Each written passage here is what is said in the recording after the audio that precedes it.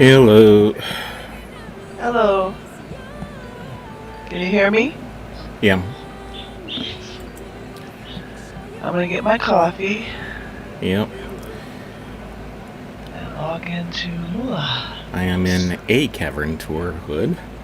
Say which one, I'm not sure, but Oh.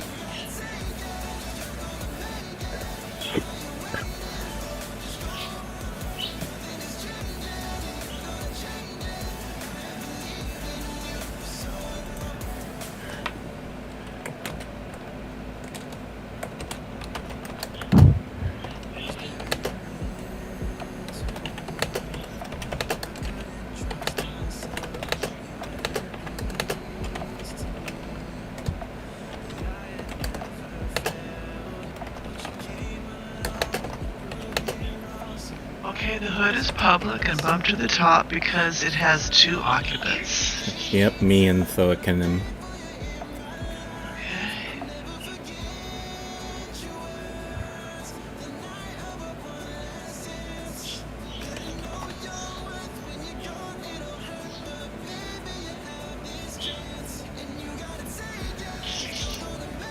I'm gonna head to the city and make a public announcement there. Actually, I'm doing something different this week, which seems to be working. Yay! It was recommended that I try a service called Restream, and I am Oh, currently showing up on Twitch, Facebook, and supposedly YouTube oh my all gosh. at once. Oh dear. So the cat.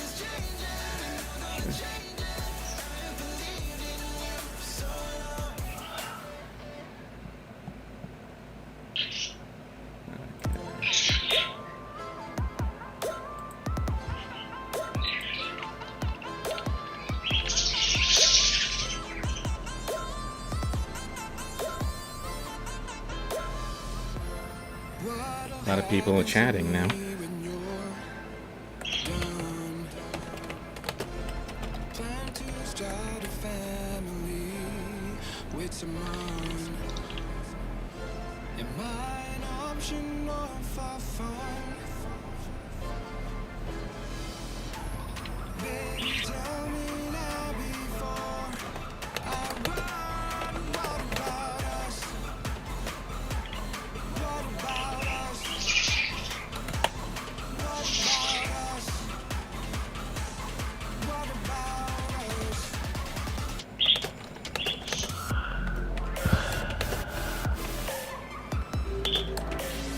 I need to sign into Twitch. I have 11,000 screens open.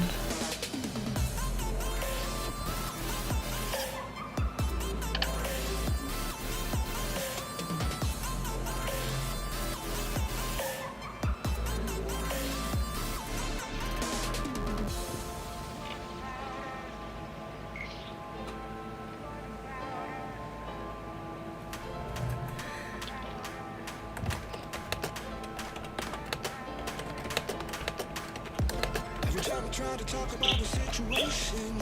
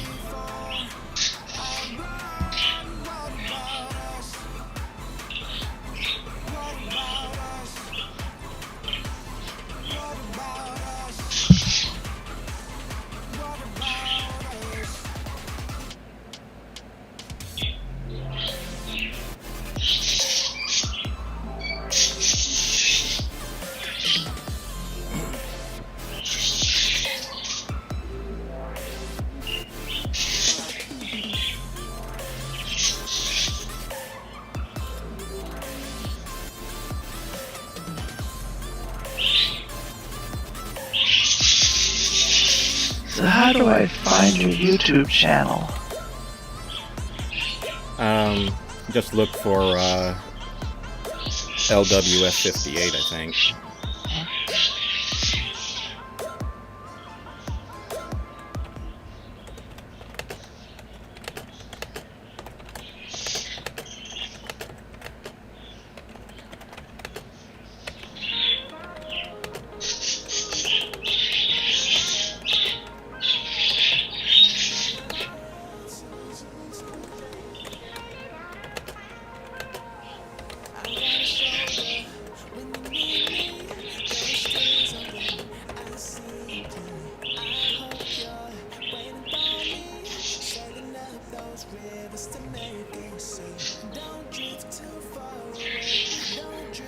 What's the title of your video?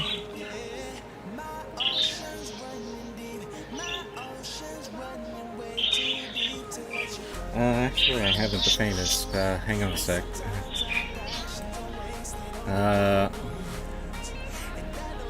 Larry.Fontenot.96 videos.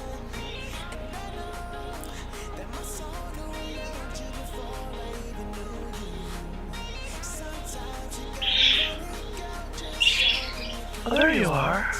Yep. I haven't checked the YouTube, but I presume that it's working there too. Say, but I'm not really. Yeah. Huh.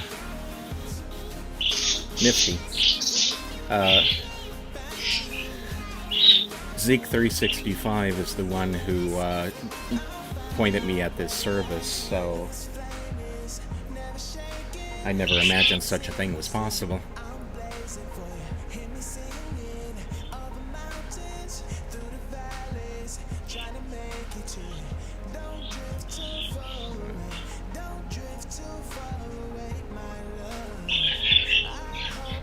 Gosh, you can hear my birds on YouTube too.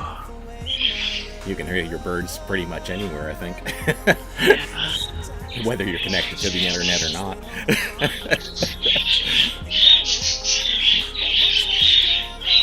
Eee. Well, I'm going to turn off my mics for a little bit. So I can get some coffee. Shame you can't mute the birds. I know. I'd have to change rooms, but I don't have a computer in the other room. Didn't you have a cover for your cage? Well, it doesn't work. Mm.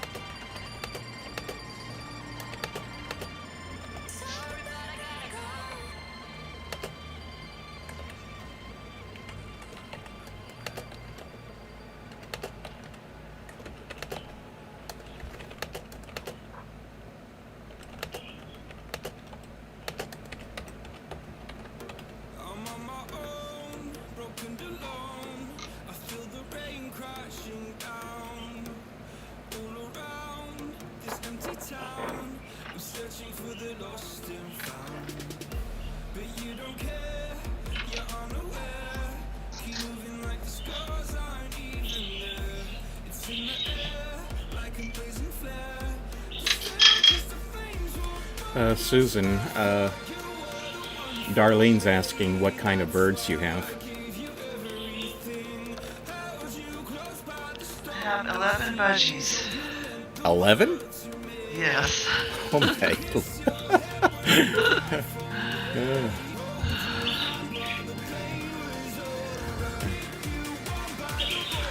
In the States, we call them parakeets.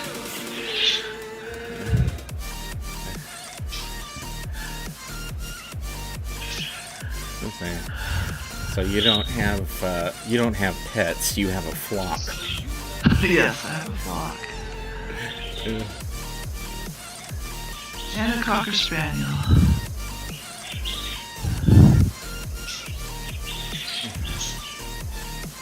Poor thing, he's outnumbered.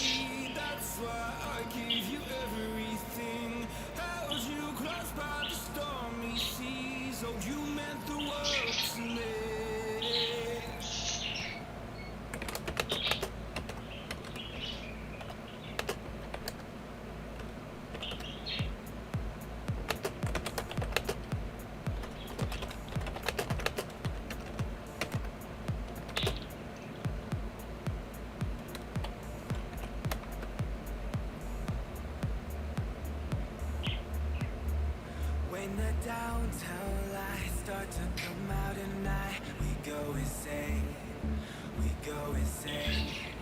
And when I arrive, I start to lose my mind. I go insane, I go insane.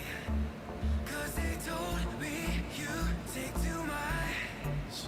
Yeah, I sure do, so I can feel that now.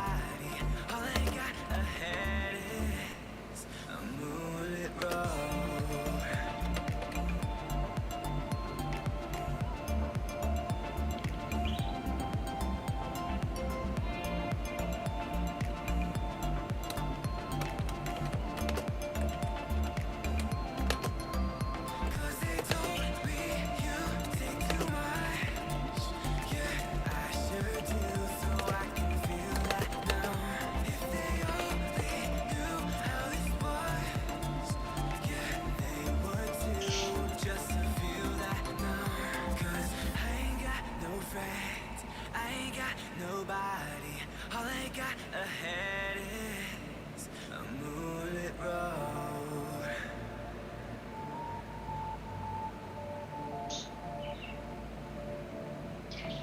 When the downtown lights start to come out at night, we go insane, we go insane. And when I arrive, I start to lose my mind. I go insane, I go insane. 'Cause they told me you take too much. Yeah, I sure do, so I can feel that now. If they only knew how these boys, yeah, they would too, just to feel that. 'Cause I ain't got no friends. No word from Murphac yet? He's on. You Okay. see Murphac in the buddies list? Oh. I mean, Mirabot. Well, I see Murabot. Yeah, it wasn't there earlier, Okay. so he doesn't always show up as his normal avatar. He monitors through the bot. Okay. I gotta make sure the bot's where we want him to be. Up, he is. Yeah.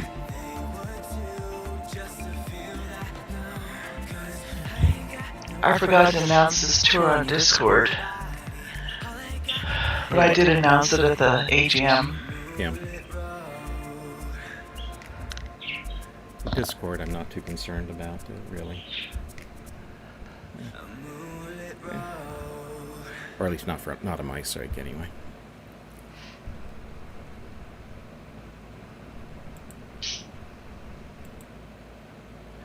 Okay, I'm shutting down the music now.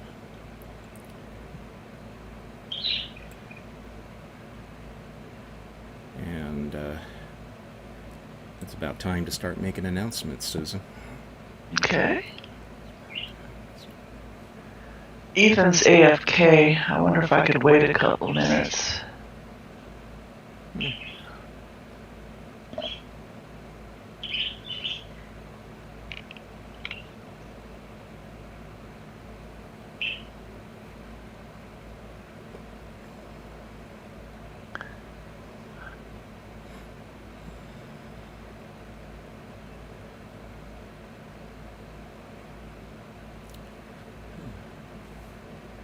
I don't doubt that he's heard it all before, though, so it wouldn't hurt anything if he got started.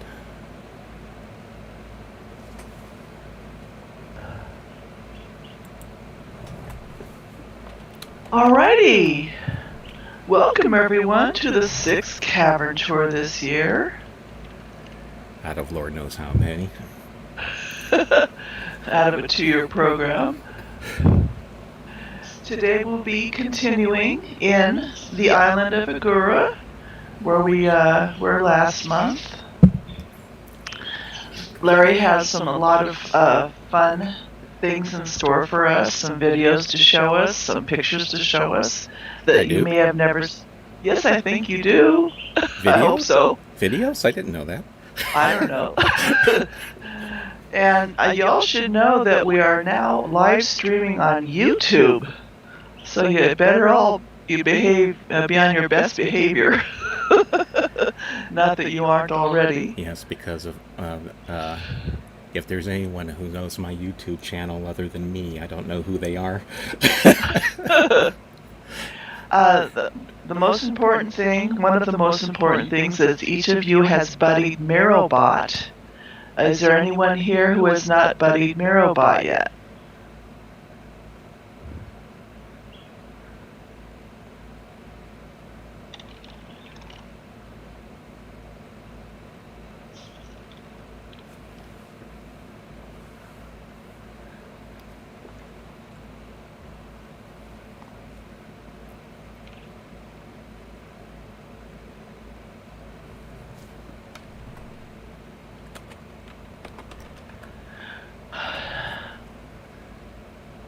Since the island of Agura is so large, I want to give you a little bit of a hint. If you happen to lose track of the tour group, which is kind of hard to do because we're also streaming on Twitch, just type all you have to do is PM Find Larry to Mirabot, and you will be instantly linked to Larry, or you can type Find Susan and be instantly linked to me. Does anyone have any questions before we begin?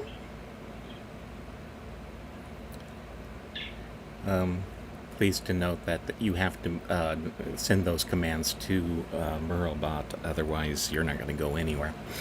Yeah, you have to PM Mirabot.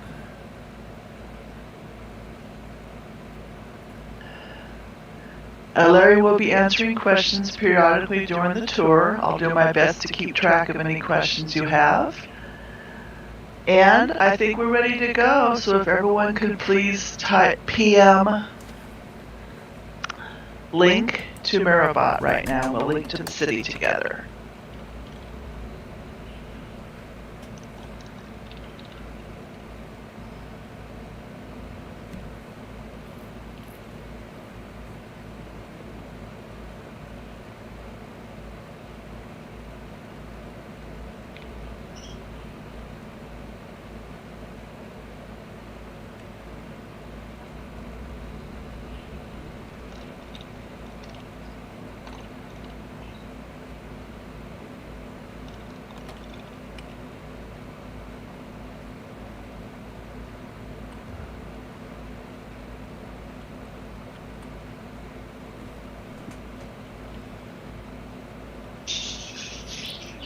Okay, we're going to be meeting in front of the Guildhall complex.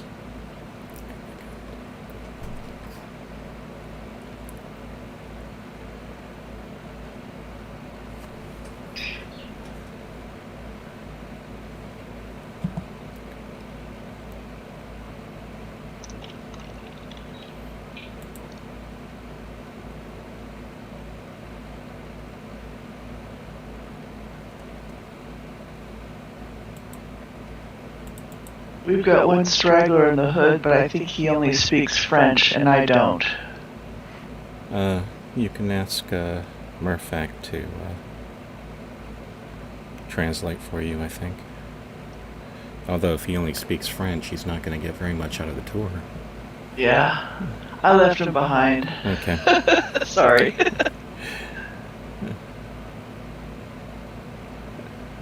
Anyway, let's see. So you're by the Guildhall? Yes. And let's see, I need to find...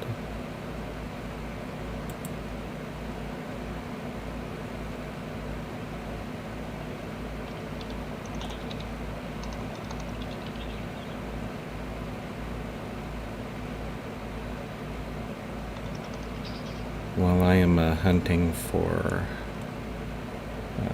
let's see. Am I looking at the right stuff?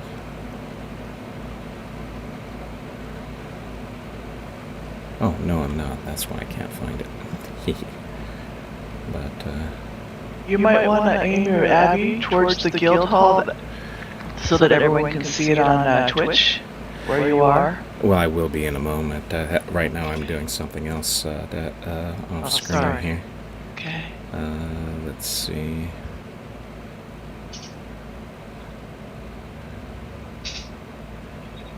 I've got to find some stuff.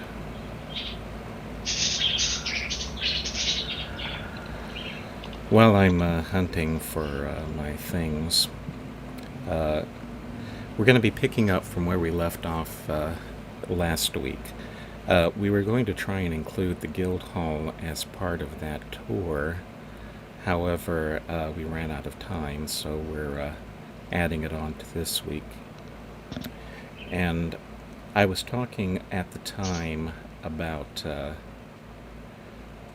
let's see, yeah, I'm a bit distracted because I'm trying to do two things at once here.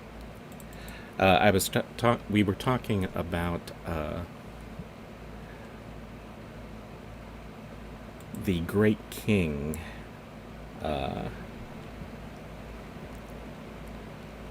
and his fate.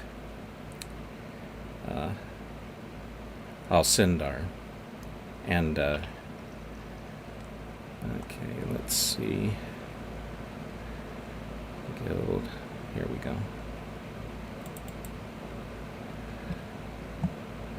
Okay, and now I need to...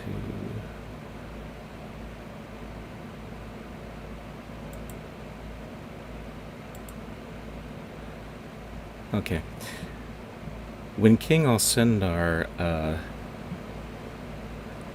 after he had released the Pinto Plague, and that turned out to be a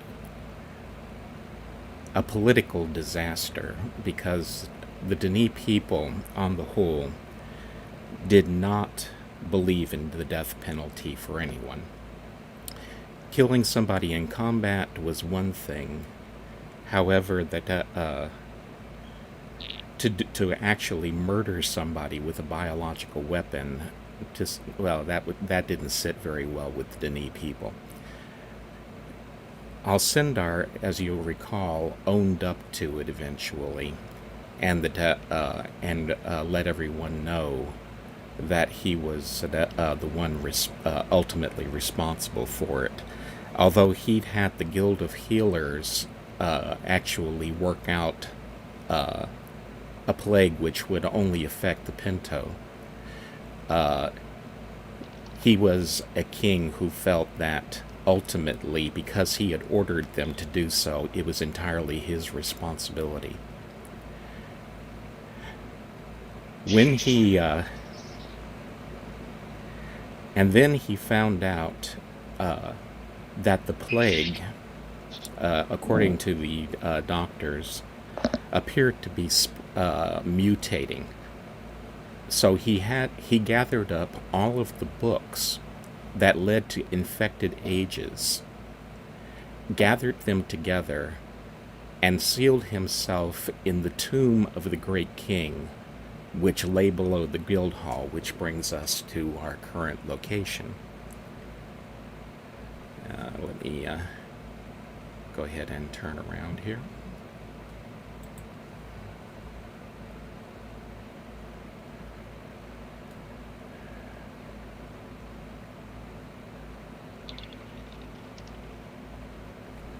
So that the stream can see what I'm seeing. Okay. The guild hall itself is a complex which is probably about 90% underground. This is true of most Denis construction. What you see on the surface is usually just a small part of it. They built more by tunneling than they did by putting things on the surface. That gave them a lot more space to work with as a general rule. The guild hall itself is no exception to that. This place is a rock face which is made up of a giant giant stalagmites which are all fused together. And they have offices built into it. If you look up, of course, you can see lots of windows on the face of the rock. But if they following the usual Denis practices, there's probably a lot more that do not have windows. The windows would have been for offices for higher class or higher ranking people. Who might have merit the status of having an outside view.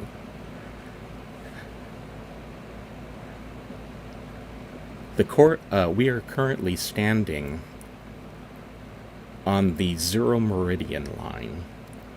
The Zero Meridian, as I mentioned when we were touring the Great Zero, is the line that denotes north in the cavern. And it runs from the Great Zero and straight on through the Denis city. Building along this line was reserved for important buildings, either for religious, political, or social reasons. And you had to have special permission to build close to this line. The fact that it ends with the guild hall gives you a clue as to just how important the guilds were considered to Denis. The however, the guild, I'm not sure about the office itself, but up at the top, the actual guild hall is a tower like meeting room where where the leaders of the various guilds would gather for conferences and to speak with each other. And that was actually built atop the Temple of the Great King. And for that, I want to... Here we go. Open. Okay. If you will go to the stream page and take a look, what I'm showing right now is some concept art of what the guild hall was supposed to look like.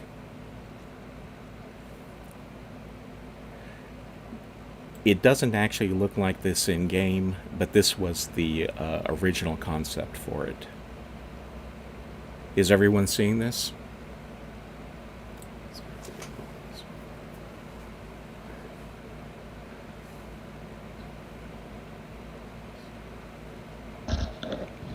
I see it, yes. Okay.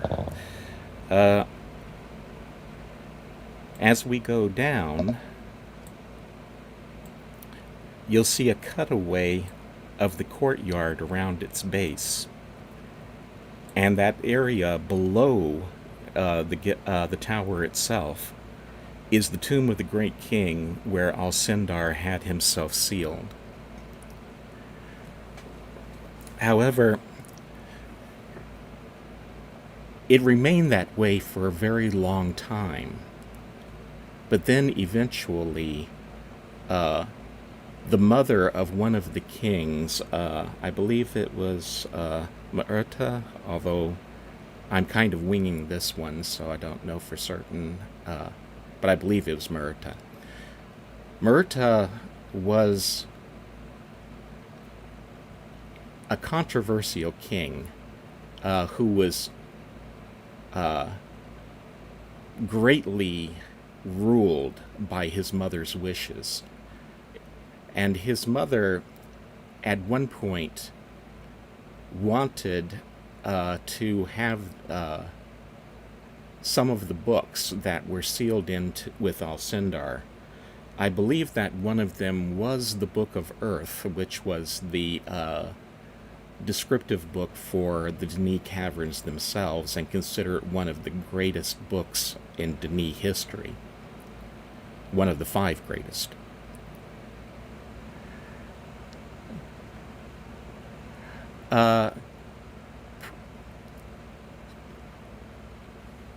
Chisso, I forget if it's .org or something like that, but if you look for Denis concept art, you should be able to find it. Chisso.org, chisso.net, something along that line.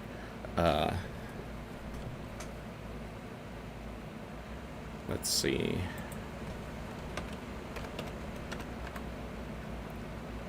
Whoops. I'm going to try and type the word. If I can get back here. Yeah, there you go. That's the address. Thanks, Briggs. And now,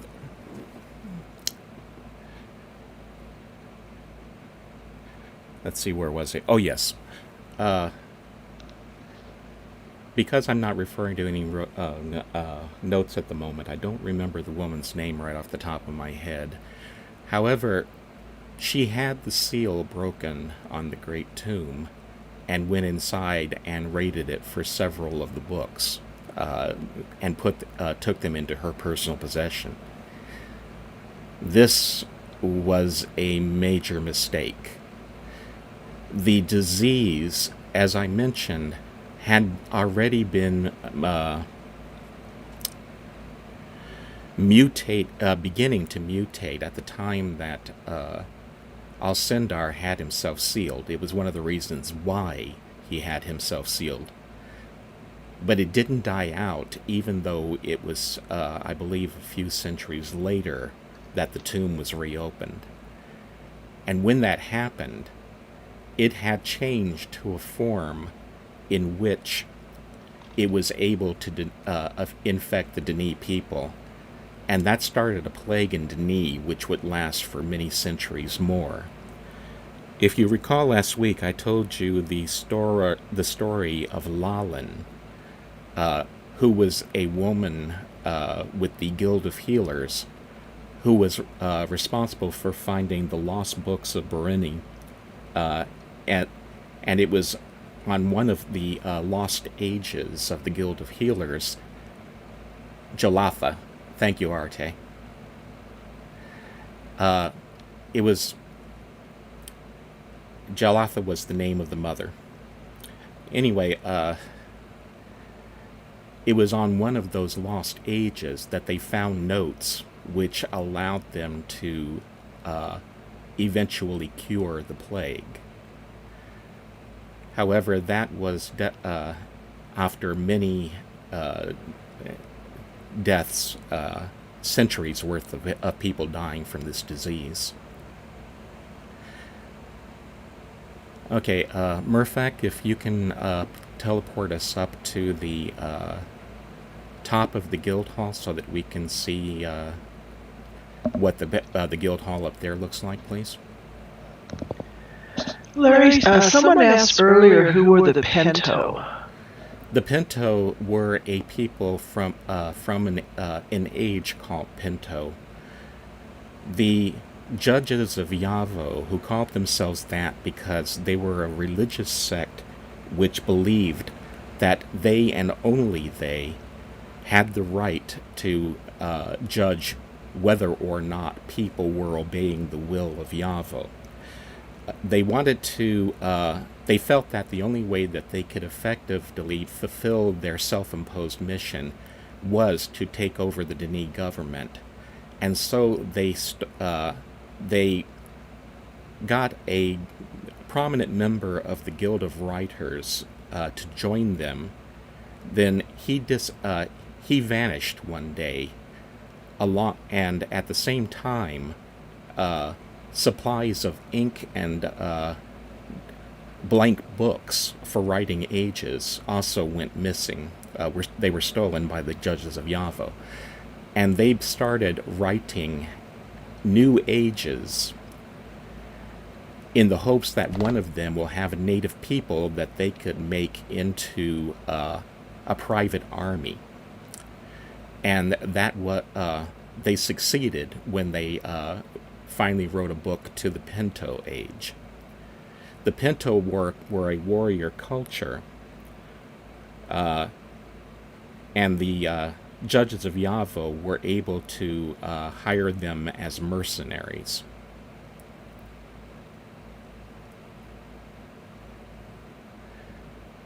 That started a war which lasted for most of Alcindar's life. It was Alcindar who finally ended the war with them. However, that turned out to be a bit of a respite, and in the end, Alcindar eventually, to solve the problem, ordered the creation of the Pinto Plague.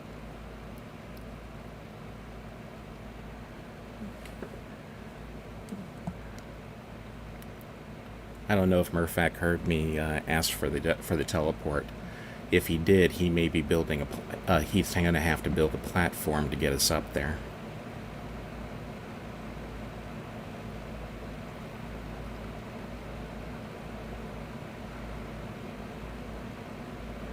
Let me Well, he just added the JLAC overlay, so I think he's building the platform. Okay. With the columns. Your concept art is still showing. Mm-hmm. Well, that's because I only just now finished talking about it, so we haven't gone anywhere, so that does no harm. By the way, the original location of the guild hall was not actually going to be atop this area. Other while we're waiting for Murphac to do his magic, I'm going to go ahead and show you something else while I'm at it. And does anyone have any questions for Larry?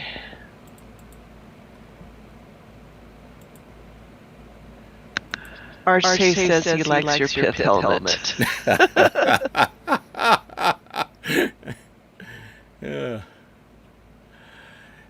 Yes, you'll notice that the shirt, the T-shirt, and the helmet all match my in-character, my avatar clothing. And have we seen your huge coffee mug appear today? A few times, yes. I've been sipping from it.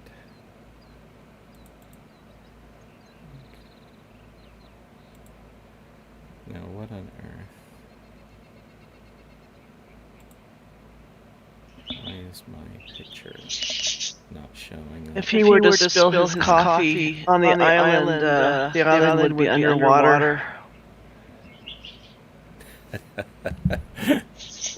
Talking about that there.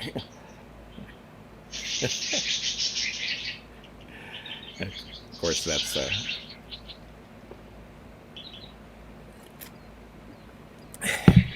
what it takes to get me going. I take blood pressure medication and wash it down with that much coffee, so you can tell how much good the coffee's doing. Or I should say the medicine's doing. Now, I thought...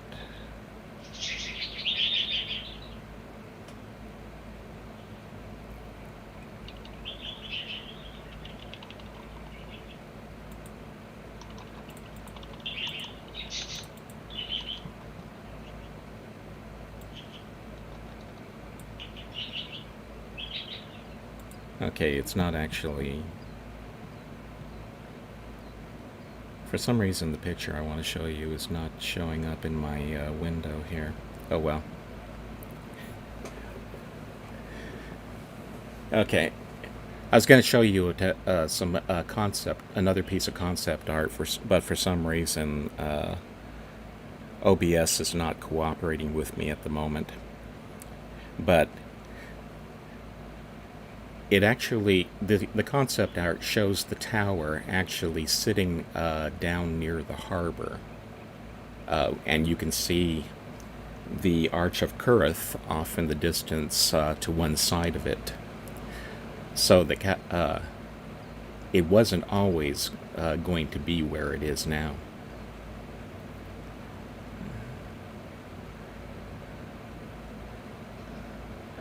Someone's asking what was going to happen beyond the barrier underneath the guild hall. He's referring to something in the distance. Yeah. I had asked Murphac if he could get rid of the barricades and the canvas so that we could see, but unfortunately that has not happened. But I can tell you that all there is that if you walk down to the end past the spotlights that the DRC placed down there, it dead ends. So what was going to happen at or what that was intended to lead to is a mystery, and that's something no one has ever been able to answer because there is no concept art showing it, and the science never talked about it.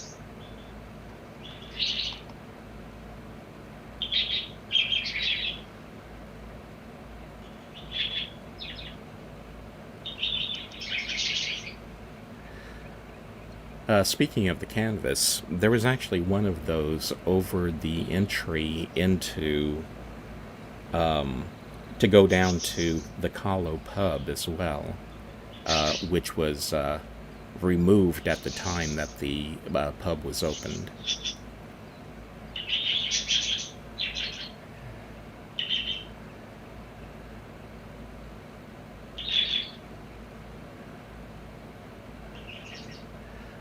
I haven't actually tried to walk past those, so I don't know if they're still solid.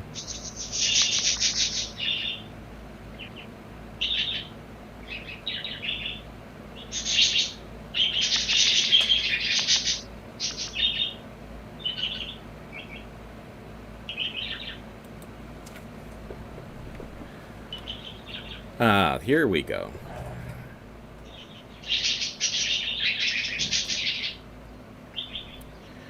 Okay. So this is what you saw the concept art drawing. This is what we actually wound up with.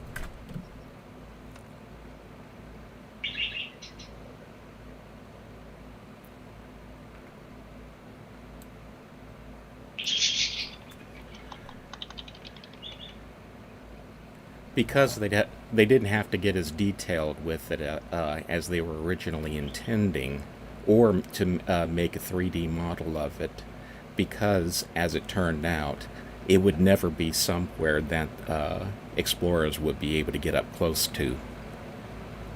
Unless we cheat like we just did. Now, something that... let's see, we can't really see from here, so...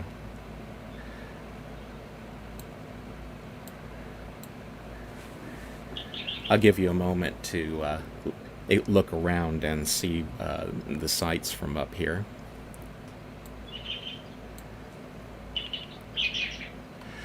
By the way, these heights are originally were someplace that, in theory, we would have been able to get to at some point.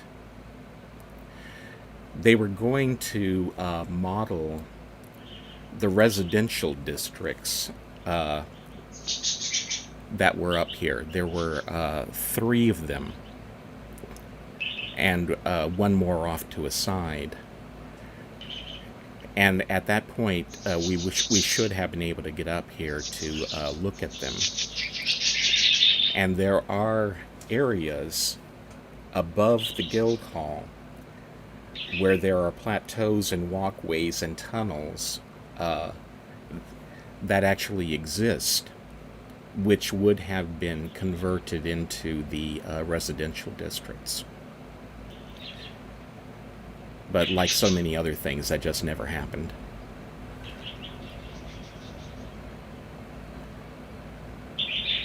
Okay, Murphak, next I'd like to go down a little bit lower for that view I was telling, I showed you the picture of, or something like it, so that we can see what's below this. The tower itself is sitting on top of a structure which has a number of balconies. And what I'm hoping is that he'll be able to take us down a little bit lower to see that. He's saying on Twitch that it's not working as he wanted it to, so I don't know if he's going to be able to do that.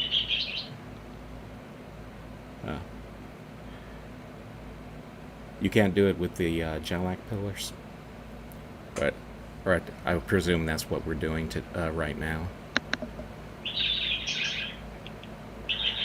Okay, the Baron's office actually would have been a little bit below us, and as you're facing the tower, it would have been off to the right below us. And it's up, but it is up near the top here. How the reason you can tell that is that once... Whoops. Okay. I don't think that was intended. Well, you said you wanted to go lower. That was just a touch lower than I'd intended, yes. It's okay, Merrimack. It's always, Yeah. if we don't Relto out at least once per tour, it's no fun. Okay, so all we need to do is just PM link to Mirabot again, and that'll get us back in the right place.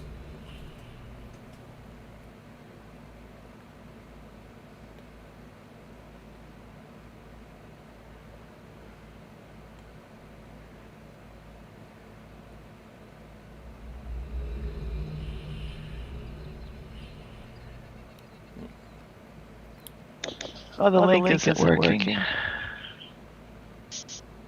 Huh? Everyone else is getting back here.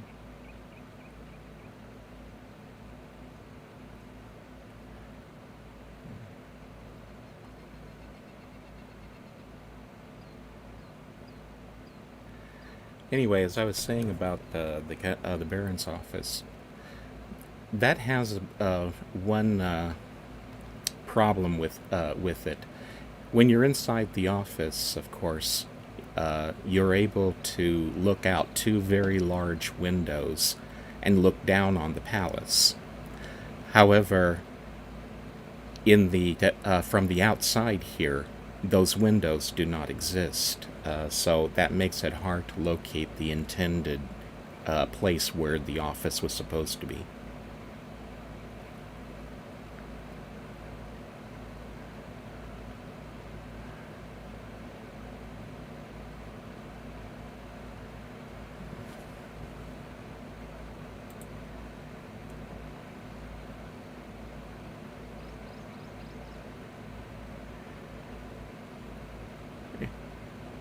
Yeah, there was a minor problem which Murphak has fixed. So linking back to the bot should be working now if you haven't already.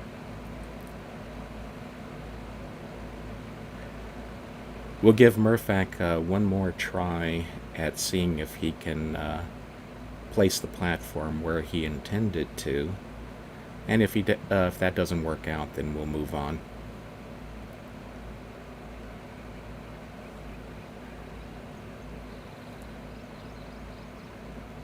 Yeah.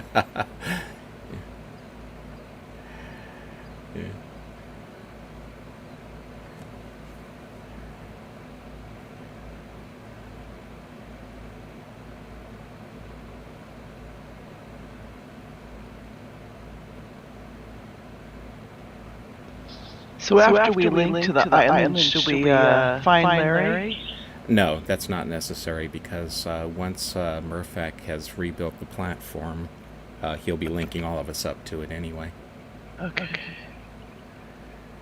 So there's no reason why you have to hang around me at the moment. That's the other nice thing about doing this as the audio as a stream is that everyone can hear me without having to be within chat range.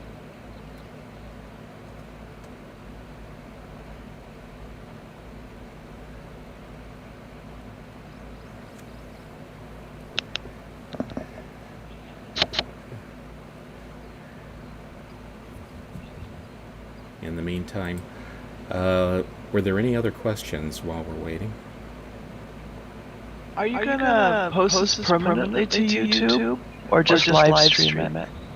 I'm going to wait and see about that because I'm not sure how this is going to work. If Twitch and Facebook both keep permanent copies of it, then I'll leave them as be. Twitch, of course, only keeps it for 14 days.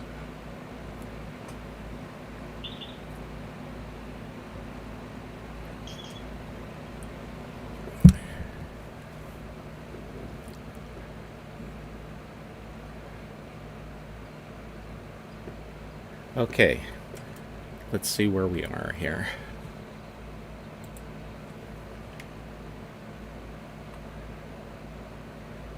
Yes, this is the view I wanted to show you.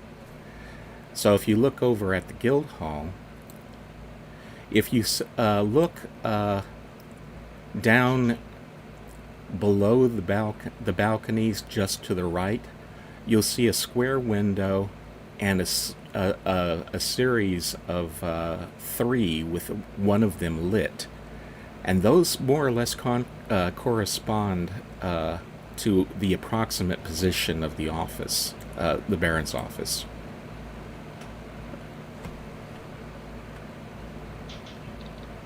It would fit into that more or less into that fold there.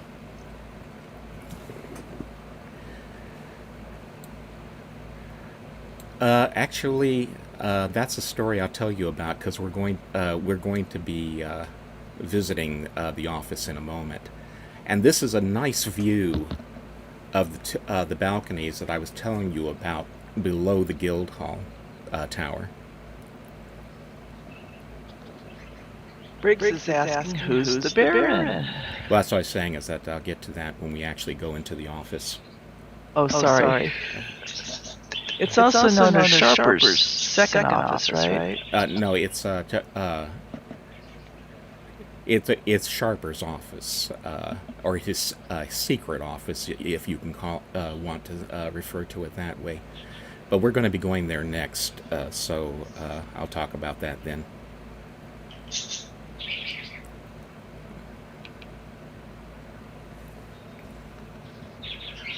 By the way, Arte, since you happen to be monitoring this, if you want to throw in anything, feel free. Say I'm never going to remember everything there is to say about these places.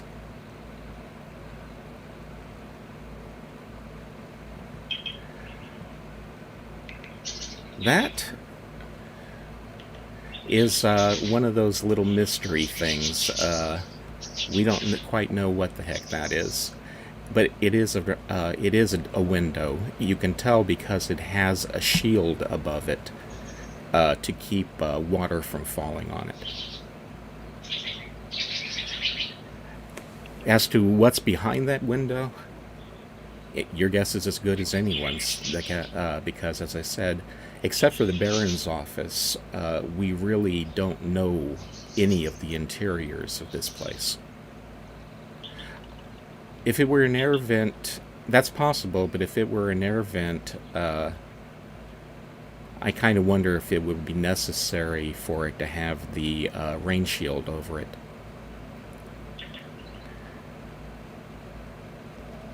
Oh, and by the way, if you're wondering about me saying rain or falling water, you have to remember that we are approximately 6 miles underground at this point.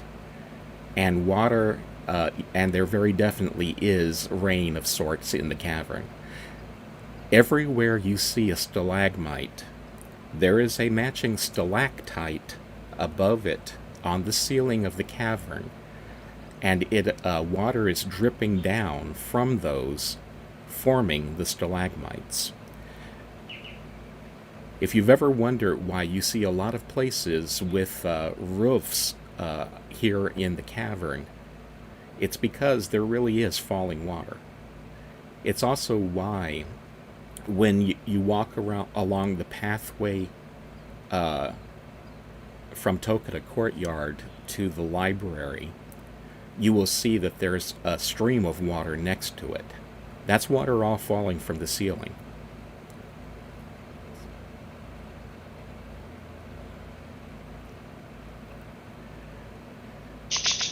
Say that hobbit would have one heck of a first step when he walked out of his door, wouldn't he?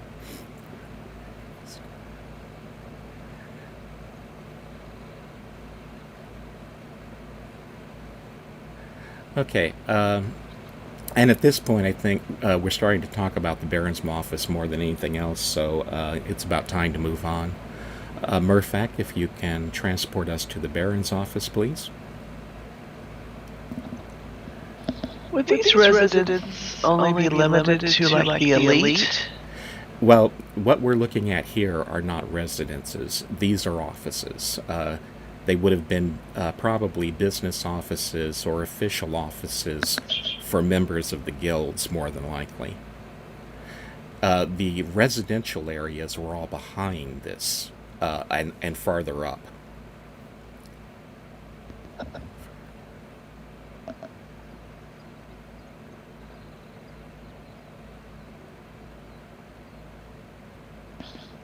While we're waiting for Merrick, let's all give him a big hand for all of his hard work during his tours. Oh yes, he does an exceptional job and still manages to surprise me. I still can't get over the fact that when we were talking about the collapse in the corridor to the Kahlo pub, where Rosette Taylor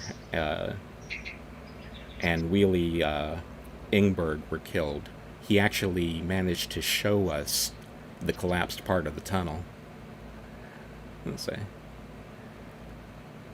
I had gone through, yep, I had gone through a lot of trouble finding a still picture of that, and he sprung the real thing on me.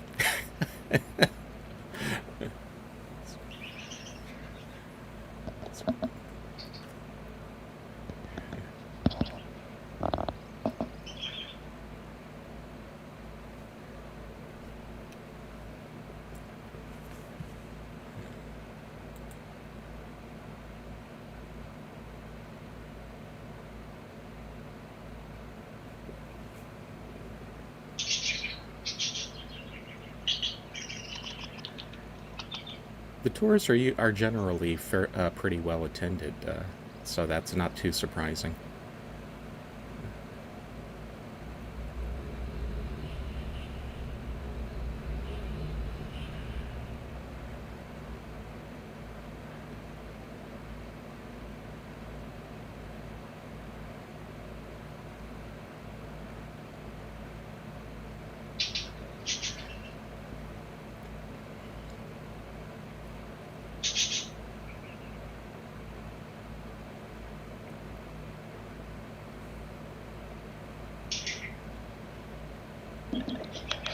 I hope I'm not getting the will of death.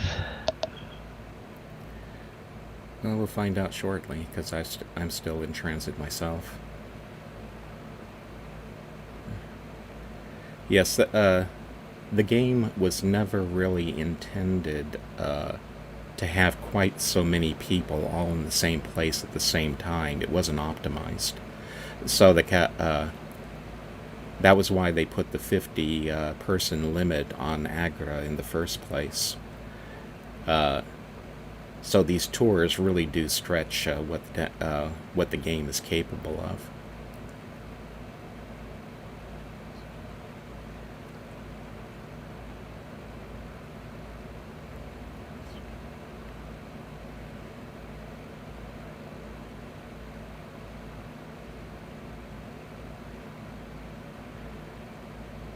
And this is starting to look like a failure, because it's taking too long. Yeah, I'm gonna quit and relog.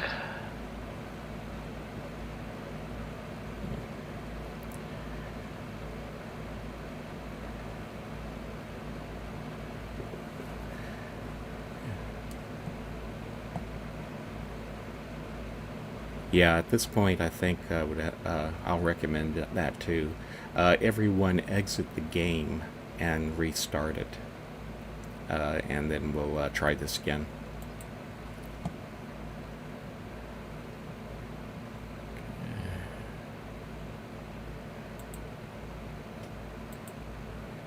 Oh, Merrick saying he crashed. Ah, that would explain it.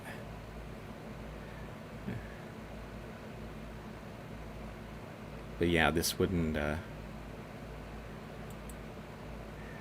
as the saying goes, if we didn't have technical glitches, this wouldn't be a Cavern tour.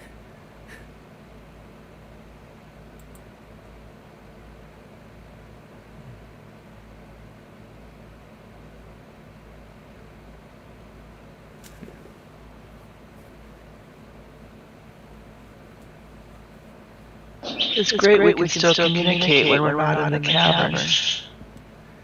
it makes things a lot easier because up until this season, when we tried doing this, if everyone had crashed, then you'd all be on your own trying to get back.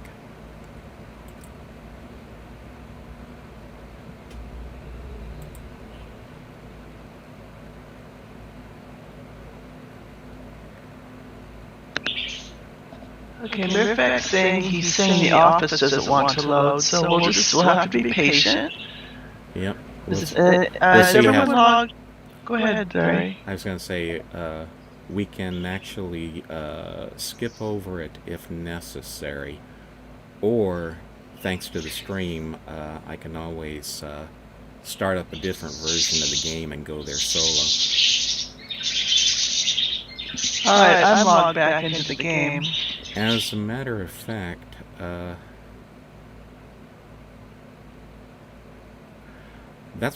think that's what I'm going to do for the moment. I'm going to go over and go to my version of the office for now. So if Murfak, if you get things running and you're ready for us, just let us know. Move the bot there, and we'll link to it.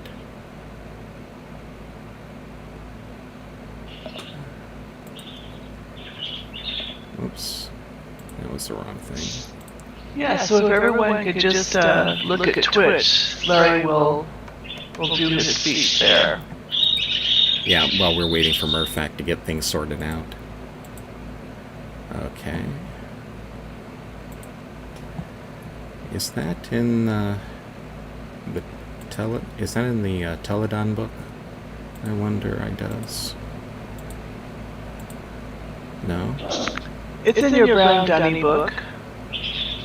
There should be a page in your Brown Dunny book.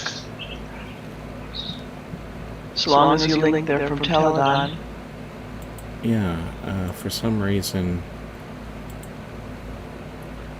this avatar should be have a complete set of everything, so I'm wondering why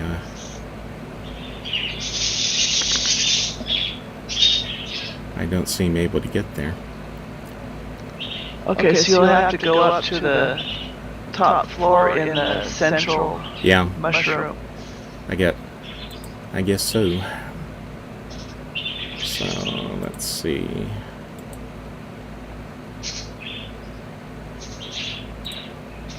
Yeah.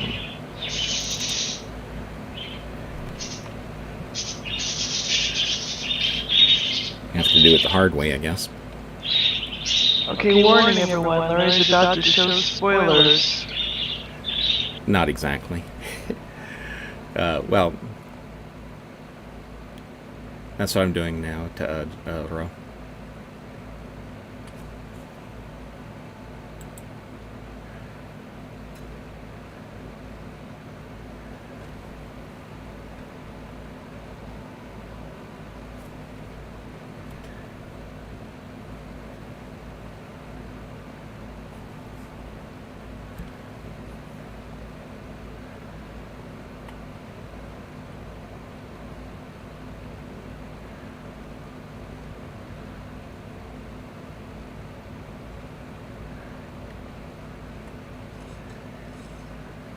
Well, you're writing it with me. Well, in case you all haven't noticed, Rawa's mother is on Twitch. She's Rawa's mama.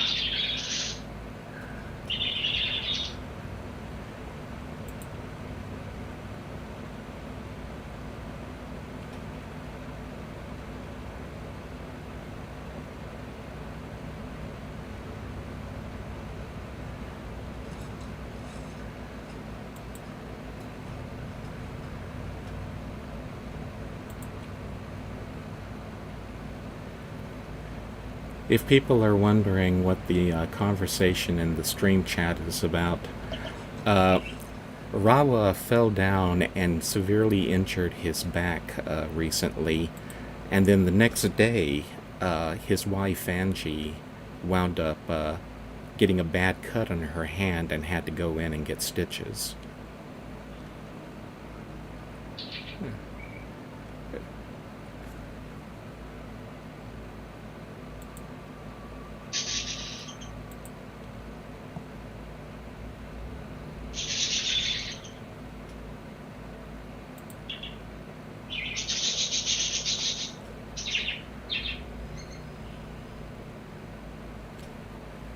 Okay.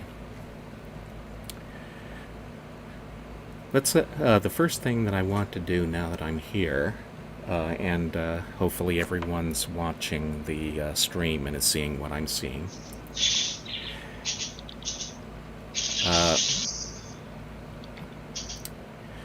This place is called the Baron City Office. It's a nickname, though. You see, Douglas Sharper, who discovered this office and kept it secret from the DRC for his own private use, worked on the restoration. He was the primary person working on the restoration of Teledom in the Mushroom Age. And therefore, this place was named, it may have been by Nicholas White, the translator who worked with Douglas. Anyway, he nicknamed Sharper the Shroom Baron from his work on Teledon. And therefore, this office was the Shroom Baron's office. And since this is in the in part of Agora Island, which is part of the Denis City, that's where we get the Baron's City office from.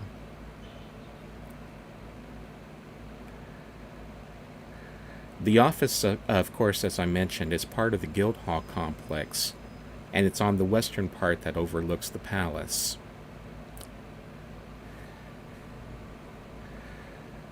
Some of the things that there are to see here, the notes and charts and such, are identical to ones that or copies of ones that can be found in Teledon. For instance, this picture of Shroomy over here is also can also be found in Teledon.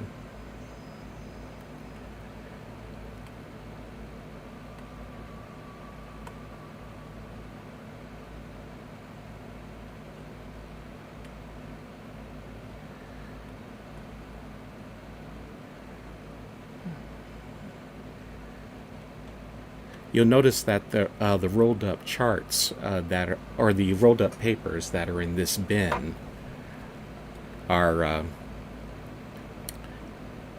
also copies of things that can be found in the walls of offices in Teledon.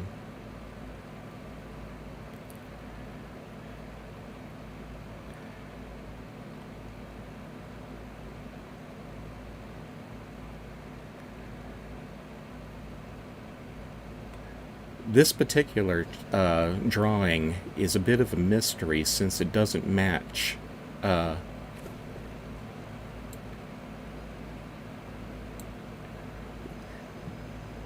very many of the things that can be found there.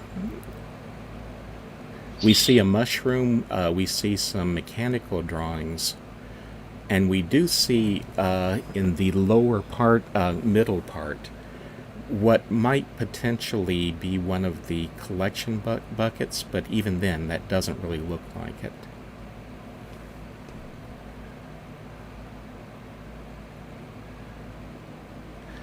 One thing, however, that can be said is that we don't know everything there is to know about Teledon. There's the age that part of the age that we're able to get to is actually fairly restricted, and there's a much larger area known as Teledon 2. It was intended at some point that would be opened up for explorers to see, but again, those plans caved in when the DRC folded.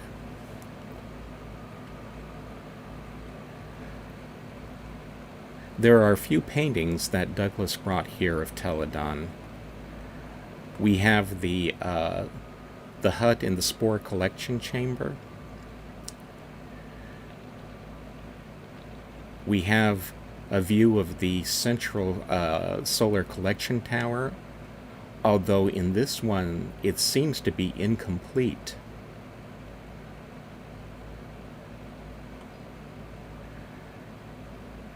This one, however, is one of the more interesting ones because this either shows part of the age that we haven't been to, or it's a picture where some structures are in, but they haven't put in the rest, all of them.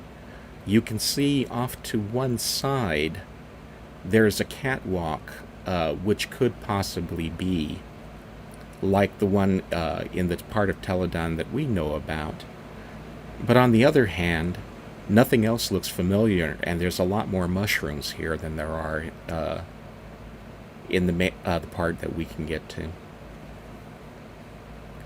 There's also a kind of a mystery involved in these pictures. Let's see. I need to scroll down a little bit.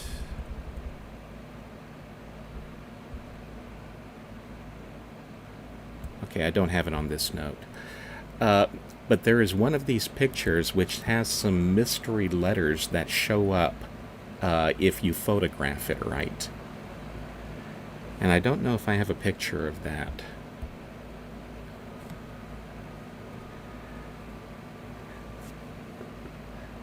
By the way, there is a note here from Marie Sutherland to Richard A. Watson that talks about Marie's discovery of Escher on Nolobin. It reads, Dr. Watson, big problems. The house on Nolobin is not empty. I met someone there today. My Denis isn't great, but I spoke with him for a while. Yes, he's Denis, and as we figured, he knows a lot about the creatures. A whole lot. We obviously need a meeting as soon as possible. Marie.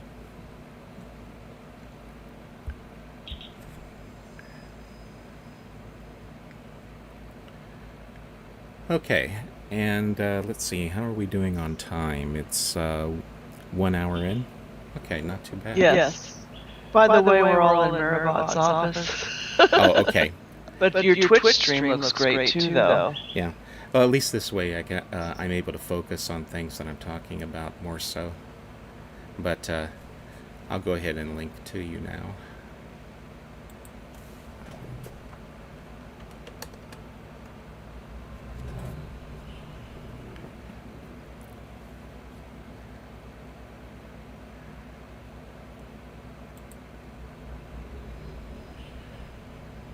Okay, Arte is wrote about the mystery message that I had talked about. And he mentioned that it's the middle picture, and if you take the key photo while you're in first-person view, you'll see the mystery letters. Nobody knows what they're there for or what they mean. But they will show up if you take a first-person photograph of the middle picture. If you haven't already tried that, go ahead, because it's interesting to see.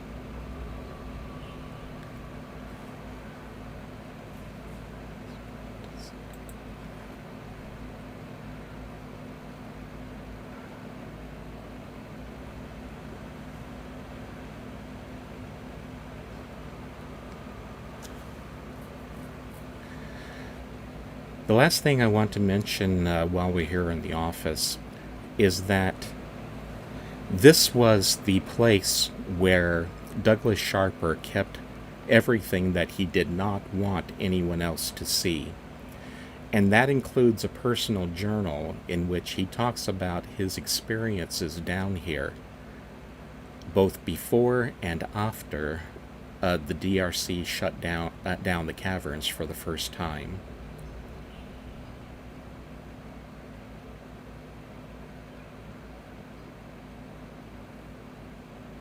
And those make for some very interesting reading, and I do refer to them from time to time during the tours.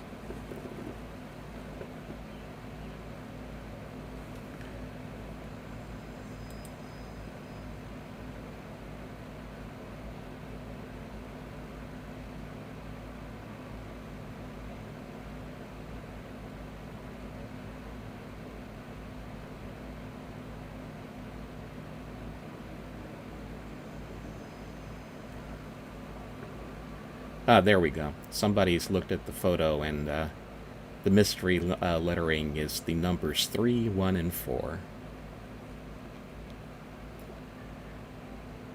And if anyone else has any sort of a clue as to what that might mean, please tell us. We'd love to know.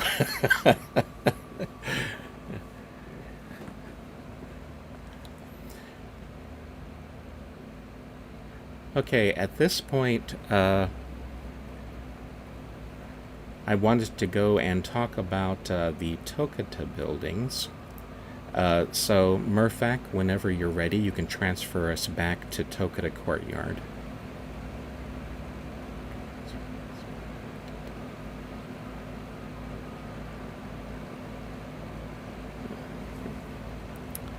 Let's see.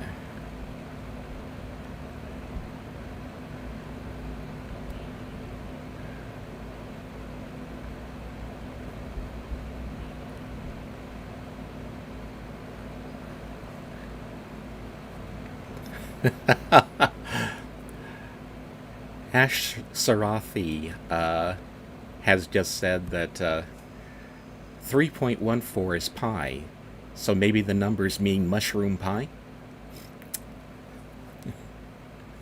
Ew.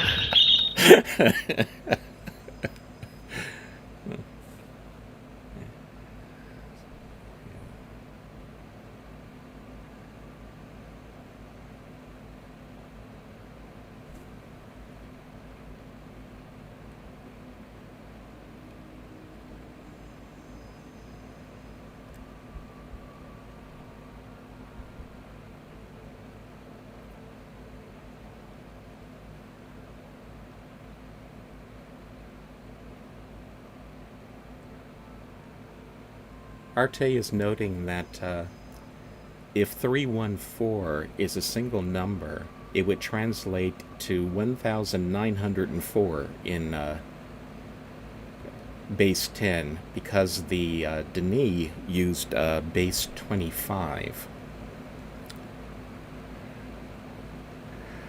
Okay, everyone, PM link to the bot, since he's not able to transfer everyone at the moment.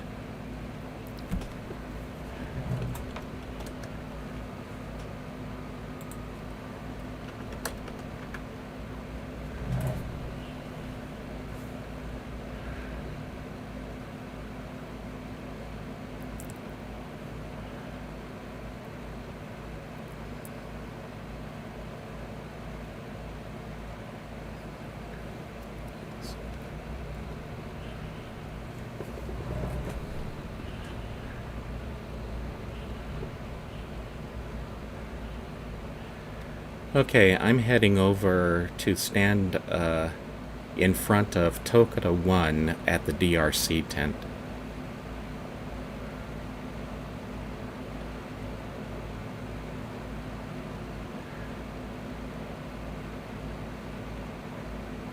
Ethan Never asks if that he seems to remember the office once being divided by a mirror or glass wall, and I don't recall that ever happening, Ethan.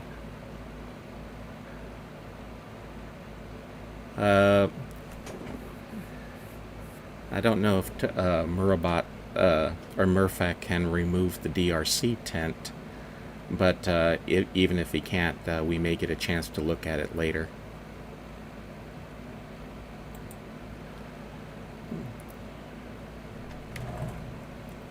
All right, everyone should be in the island now. Okay.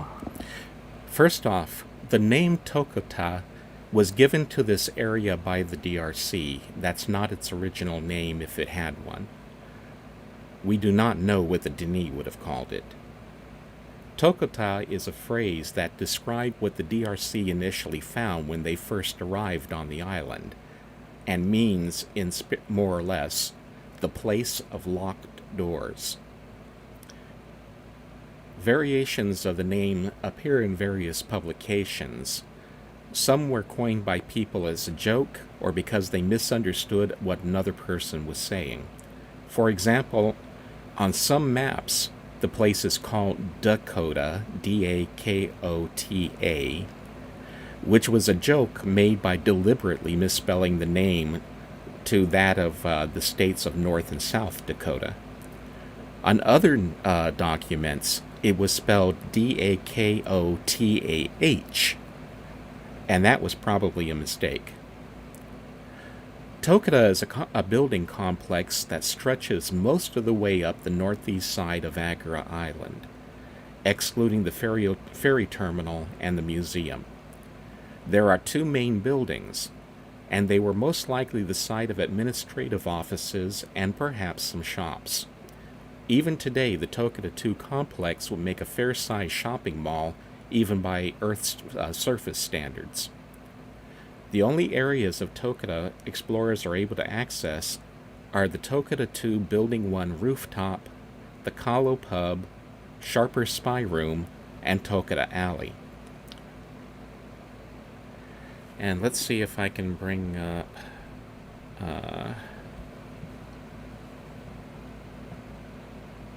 an image.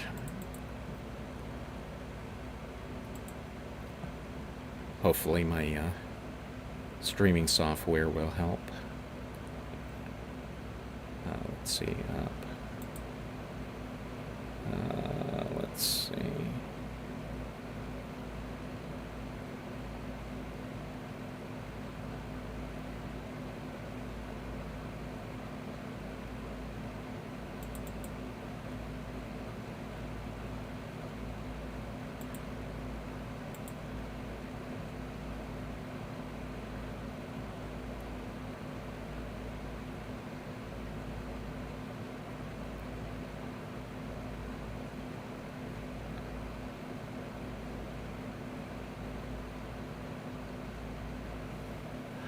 Oh, he was able to take out the tent. Thank you, Murphek. It's not often that you get an unrestricted view of what the actual front of the building looks like.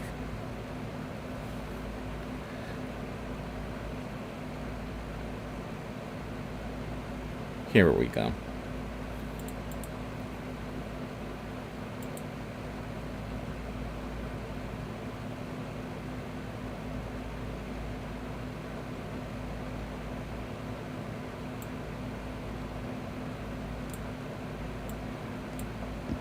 The second floor corner office was used by the DRC Briggs.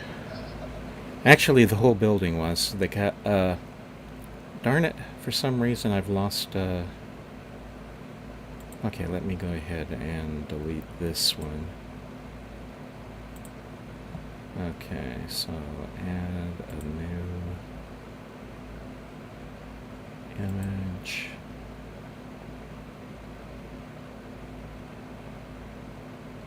Okay, browse, open, okay, here we go. If you look over at the stream window for a moment,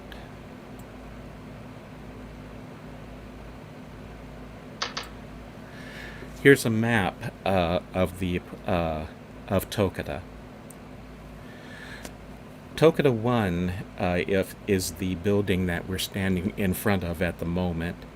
Then next to it is Tokotah Alley. And then Tokotah 2 is the building complex that goes from the alley all the way down to the waterfront. It's divided up into 5 main sections. Building 1 is where the rooftop is located. And that's where you link to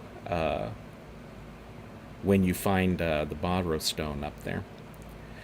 Below that, directly, you'll see there's a staircase which goes presumably from the hallway leading to Kahlo Pub all the way up to the topmost part of the building.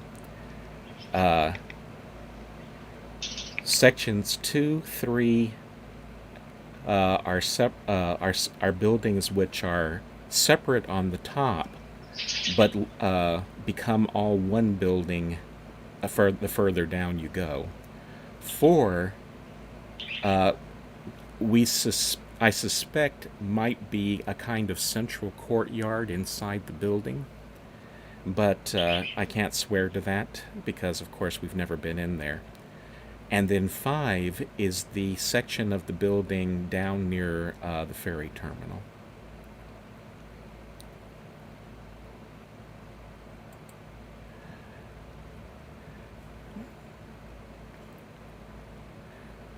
There is some reason to believe that the alley was originally a road that led to a small district, as a large section of the Tokotah area shown on DRC maps, artist concept paintings, and three-dimensional models are completely missing. The alley would have provided access to that district, which may have broken away and fallen beneath the lake, although that's kind of wild-ass conjecture on my part. But let me... here we go. Okay. But looking at the stream again, this is what it might have looked like if we'd seen the alley as it was supposed to be.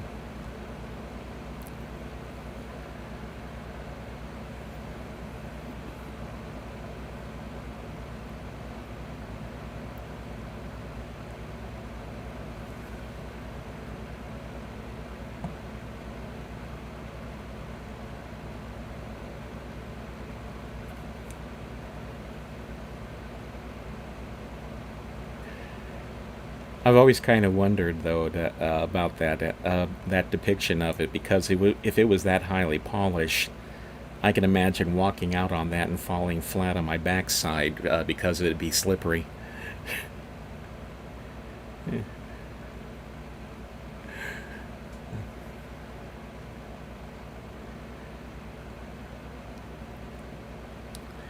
This artist's concept drawing shows what the DRC thinks it may have looked like to be standing in the alley near the time of the fall. This picture, if it were one, would have been taken at the bottom of the stairs leading up to Tokotah Courtyard. We know it's from late in their history because of the presence of the Nexus terminal, since the Nexus system was not installed until just before the fall of Denis.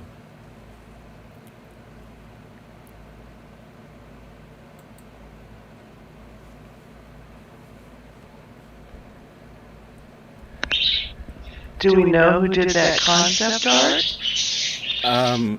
I believe... I don't know off the top of my head. Arte May, but yeah, that one's I wouldn't be able to tell you without looking it up. Anyway, getting back to Tokotah 1, which we're standing in front of. The most notable feature of Tokotah 1 is the light sculpture on its roof. Tokotah 1 is structurally sound, and the DRC messages from 2002 indicated that it passed Phase 5, which is the final level of safety inspections before the public would be permitted into an area.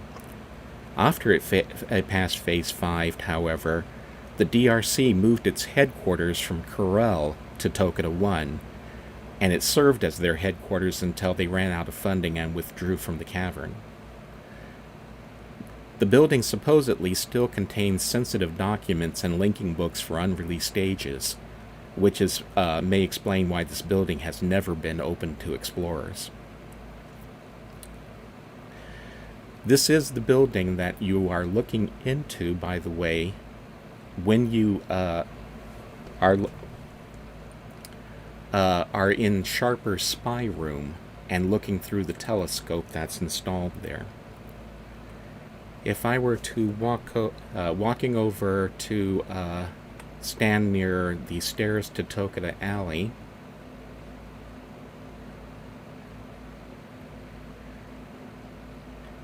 and then looking up at the corner of the building,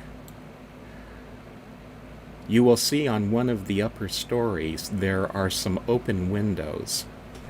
That's the office, the conference room where the DRC were discussing Sharper's work on Teledan, and that's what the windows he was looking through to spy on them when they did so.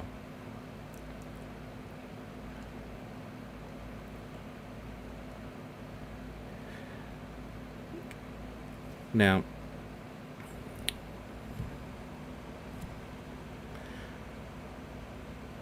Sharper had not been invited to attend those meetings, even though he had the overall responsibility of restoring the age. Sharper was a contractor, not a formal member of the DRC, and the exclusion from the decision-making process was one of the causes of the rift that grew between him and the organization. That and his opinions on what explorers should be allowed to access in the first place. By the way, I called the structure up on top of Tokotah 1 a light sculpture. That's because its main purpose is to look pretty. However, it's also there as a giant lamp, which is to help provide ambient light for the island.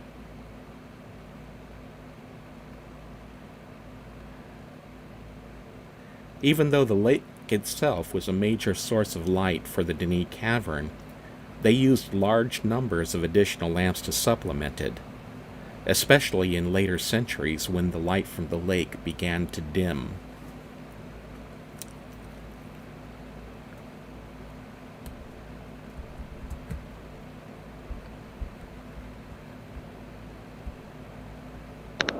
Someone asked earlier why these bright lamps are pointed directly upward. Is that the most?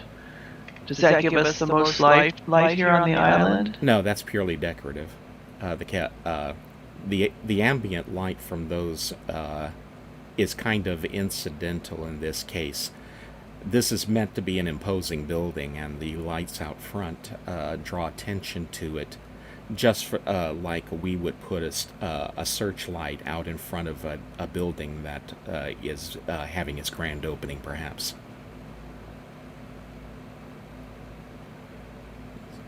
It's the same reason, if you look at the Arch of Kurith, you will see that there are spotlights pointing directly upward at its base that make streaks of light running up the surface.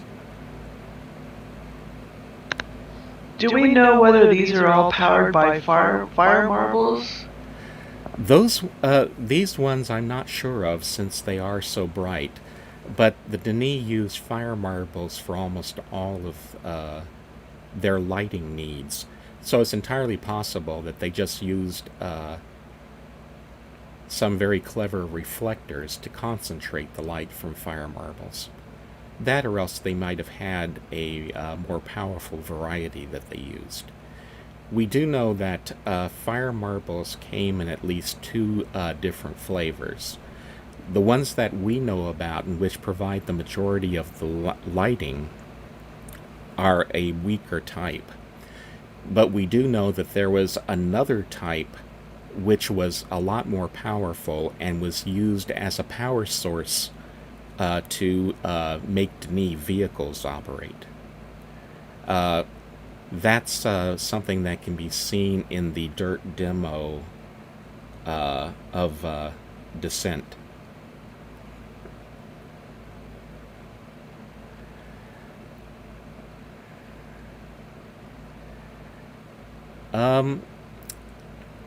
Ash is asking, with the orange glow of the algae and the many orange lights around the cavern, was there any special significance placed on non-orange light? would blue light have been coveted as a status symbol. And I don't believe that would be the case, because we know that there's at least something like 5 different colors of fire marbles that you literally trip over when you go to residential neighborhoods.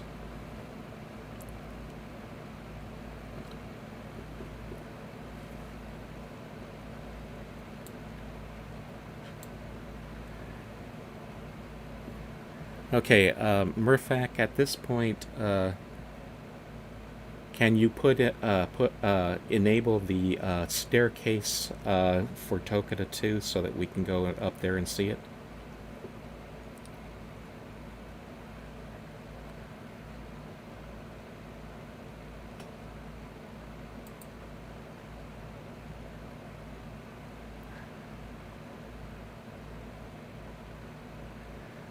Oh, by the way, the earlier question about who did the artwork for Tokotah Alley, Arte says that he doesn't know either.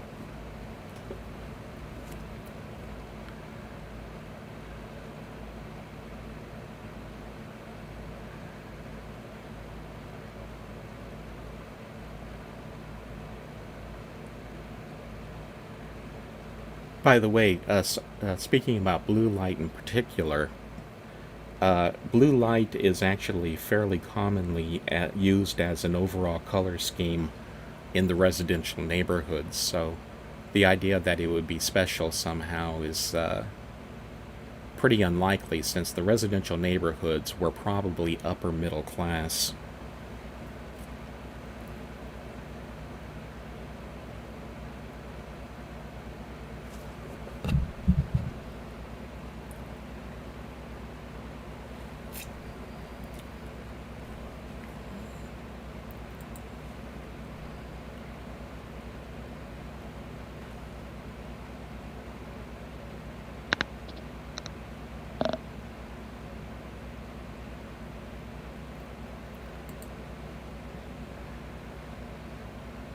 That flashing in the sky, by the way, was Arte, not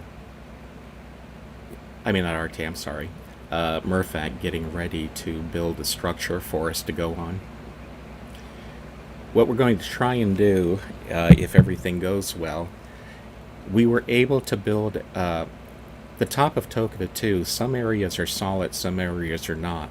The staircase that I pointed out on the map is one of the places which is not solid.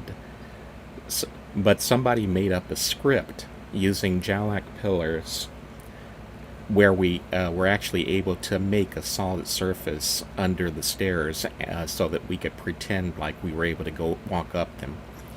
And that's what we are trying to do at the moment. Would you mind putting up that map again? And can you use your mouse to show us where we're going? If it's not too much trouble? If my mouse... I don't think my mouse shows up on the screen. But we'll see. But putting the image back up isn't going to be a real problem. Okay, let's see. Here's the map. Okay. Show. Murphak's asking if the Tokotah 2's on the palace side. I think the Tokotah 1's on the palace side. If you, Tokotah is actually on the opposite side of the Great Stairs from the palace. But if you look at the map in the stream, if you look right next, just to the right of the number 4, those are the stairs I'm talking about. By the way, those stairs are invisible from the ground.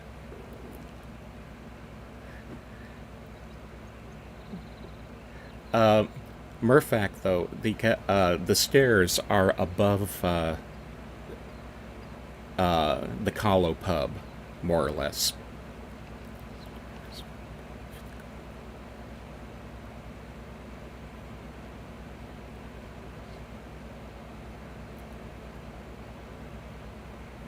Actually, while I'm here, it just occurred to me that I'm missing a bet.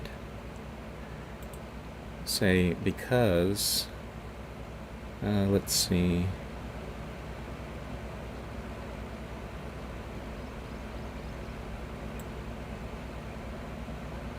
Spyro, da, da, da, da.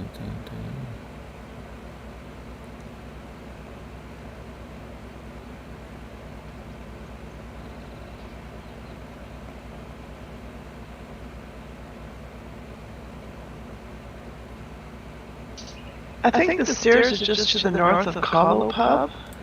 They're actually a little bit west and higher up, much higher up. The Calo Pub is actually underground.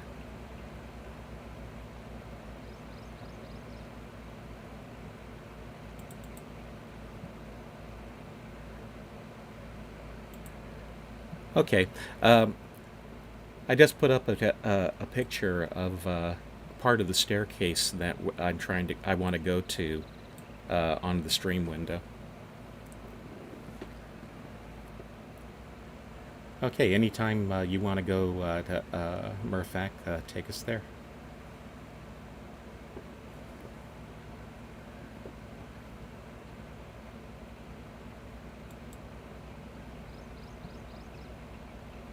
And we shall see how well this works.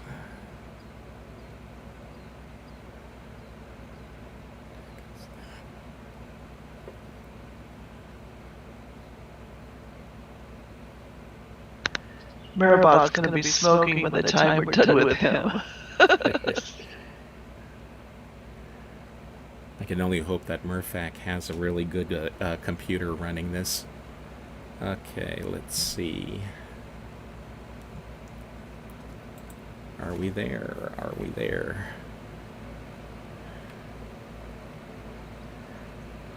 Yeah, this definite. Well, we're on the Calo Pub roof right now.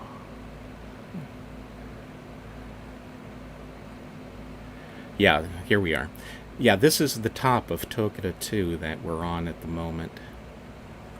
Now, where are we? Yes, Jalak pillars are a basic solution to almost every problem that we have on tours.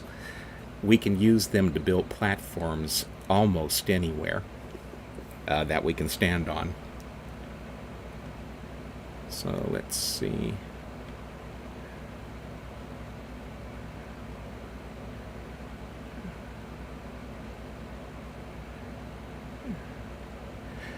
By the way, now that we're up here, something I'll point out is that you will notice that most of the rooftops up here are actually small courtyards, and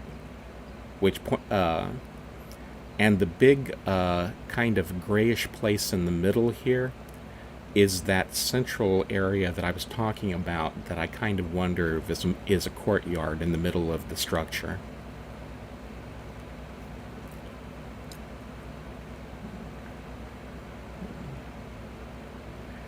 That would be another good word for it. Let's see, if we walk over here, what do we see? Okay. You should be able to just walk through the wall here. Yes. Okay. So if you come along the pillars all the way... yeah, you can do that, but you should be able to see me now.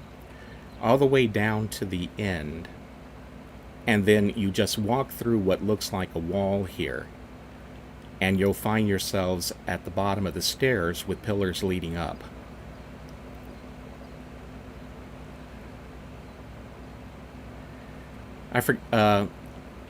Murphac wasn't the one who actually made this set of pillars.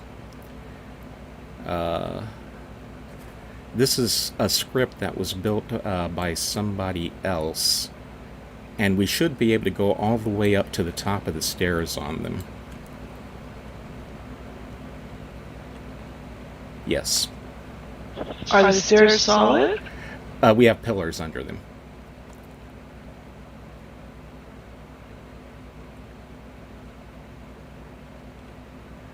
There we go. And now I'm at the top. And from up here, you can get a very good view of most of the top of Tokotah 2.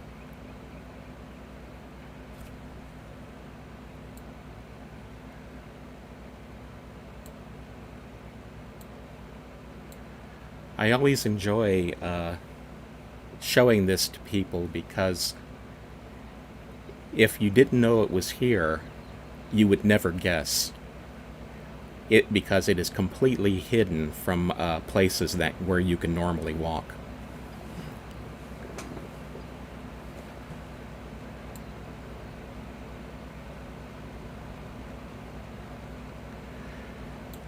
At the top of the stairs, there is a large door which leads into the upper part of Building 1 of Tokotah 2. And this was probably the main entrance to that part of the complex.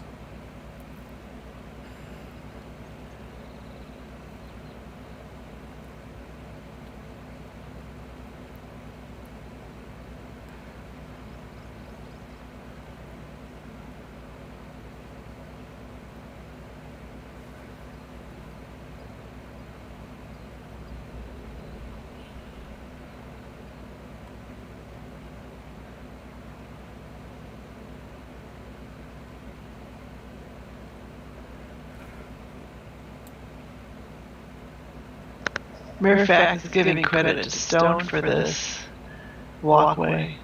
Okay. Yeah, I knew somebody else had made the script and gave him a copy.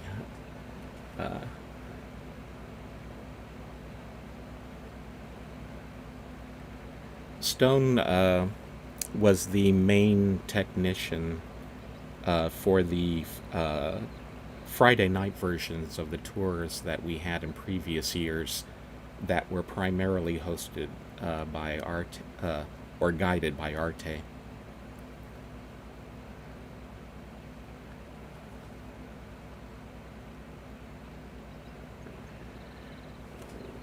Actually, given how many ladders, stairs, towers, and various other things that they had, many of, or most of which do not have safety railings, I've always wondered if maybe the Denis were at least 50% bird in their ancestry.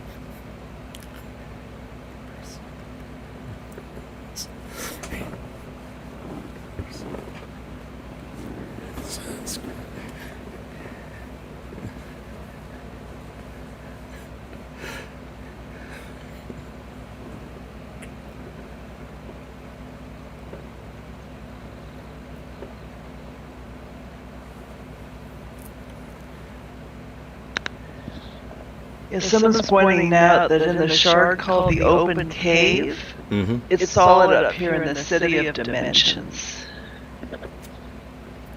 There are actually one or two places on this structure which are solid as well. If you walked back down to the bottom of the stairs, all the way back out to where we first arrived, and look over towards the Great Stairs, you'll see there's a room with a section broken off. And while I'm not entirely positive, I think that actually has a solid floor there. Okay, there's a question, and the answer is yes and no. The Denis did not have Relto, of course, because that was created by Yisha. However, when a Denis was going to be traveling to another age, they would routinely take a private linking book with them to a place that they wanted to be able to come back to in an emergency. The problem with the Denis books, of course, is that once they were used, that would be it. The book would be left behind, and they'd either have to recover it later, or they'd have to have another one written. But the concept of linking out, panic linking, would have been one that the Denis were intimately familiar with.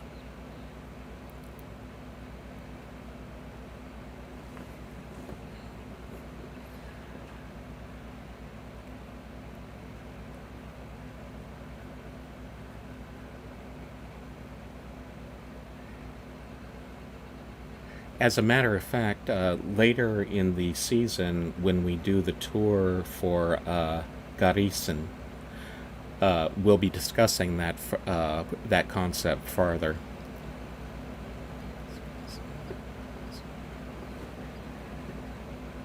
Okay, and we've got one more place that we want to go, so we'll need to get that underway. Murphak, we're going to want to. I hope you've got the Sharper spy room model set up, because that's where we want to go next.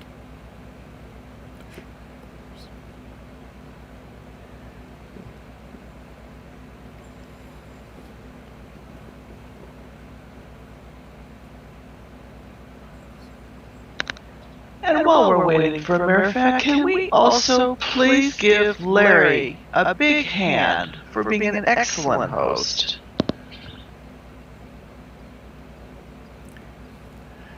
And Guide Susan, you're the host. Oh, God, sorry about that.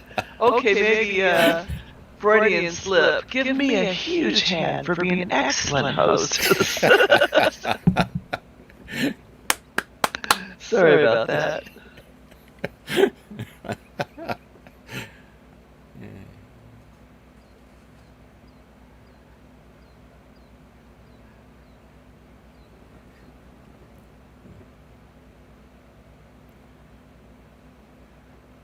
Oh, by the way, Artetan, I don't know, my mind, well, that didn't work. Artetan, if you ever want to join in on these tours, you can set up Skype, and I can bring in your voice.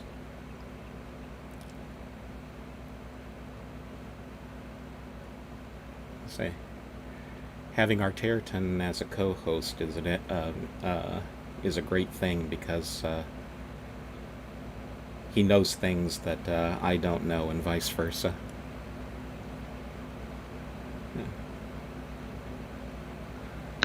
Arte pointed out in the chat that only Yisha was able to write a book that could travel with the wearer. The Denis were incapable of writing that type of book.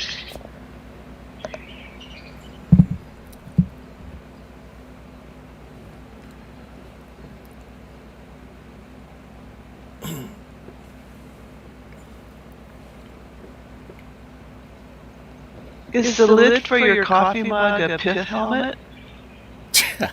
No, it's a normal one, but I never use it. Okay.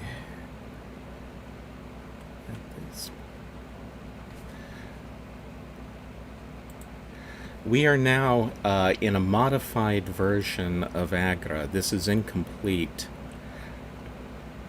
If you go up the Jalak pillars here, you'll be able to see inside the conference room where Teledon was being discussed by the DRC.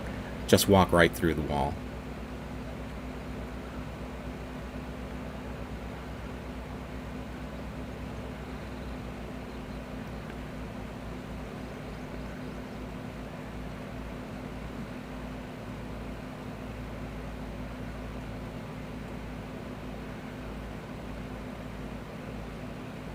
Actually, this looks chopped off.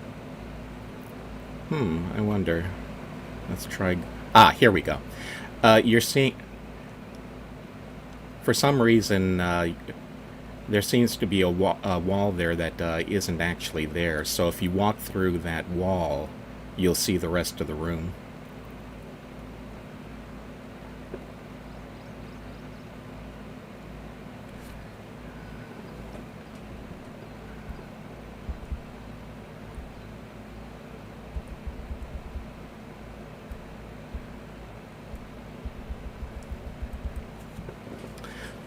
Sharper's spy room, by the way, is an upper story room in Tokotah 2, in Superstructure 1, where we just were looking at the staircase. It was originally the end of a corridor before a section of it collapsed, cutting it off from the rest of the building. It's not known how Sharper got a borrow stone made to take him to it, or how he installed the telescope. It can be suspected that they were gifts from a certain desert bird, although Sharper never met her personally and believed that she was dead. Sharper used the place to spy on meetings of the DRC while they were discussing his restoration of Teledon in this room. He was excluded from those meetings, which, of course, ticked him off no end.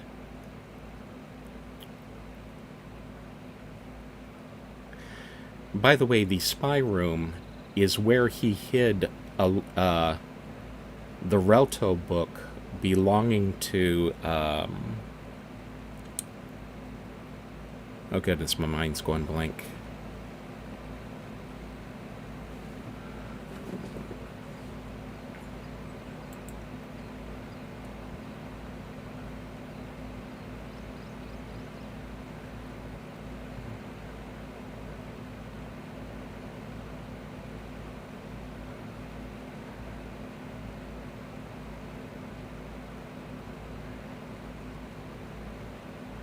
Arte, yeah, just refresh the thing if it seems to have.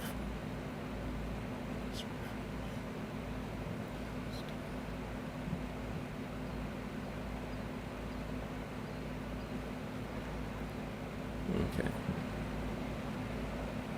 Now, one thing we should be able to do here.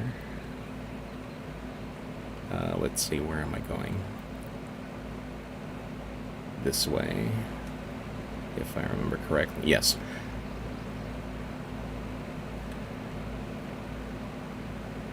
If you walk outside the room towards Kareth's Arch,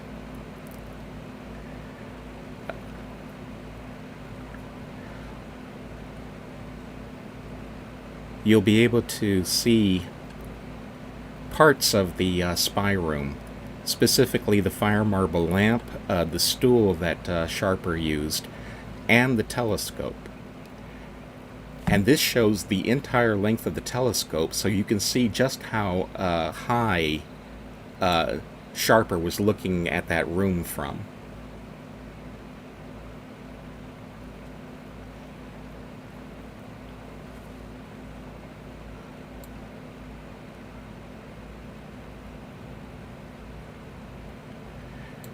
The spy room itself is actually a little bit lower than the level of the conference room. So if he'd just been trying to look straight at it, then he would have not been able to see inside through the windows.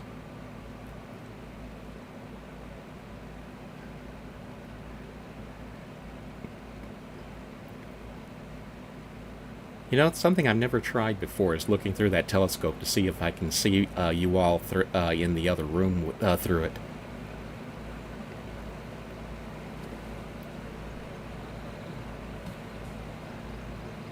I think it's just a, cardboard, well, not literally cardboard, but picture. No, actually, the reason why we can see that... or walk inside that room is because it is a 3D model, even though it's not solid. So, I wonder if I look... Yes, I can. Okay, so yes, I can see people inside the conference room right now looking through this. Which is fine. Does everyone remember the Bob Ogubu sign from Uru Complete Chronicles?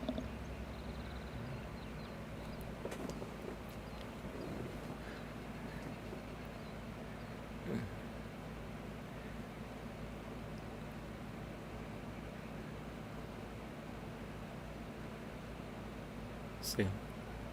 Yes, that That is a code that was part of the Easter egg quest that was included with um,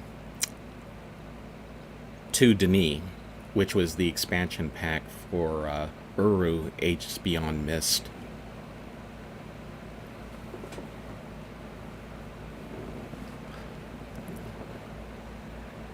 And yes, that's in there, sitting on that sign because they never took it off.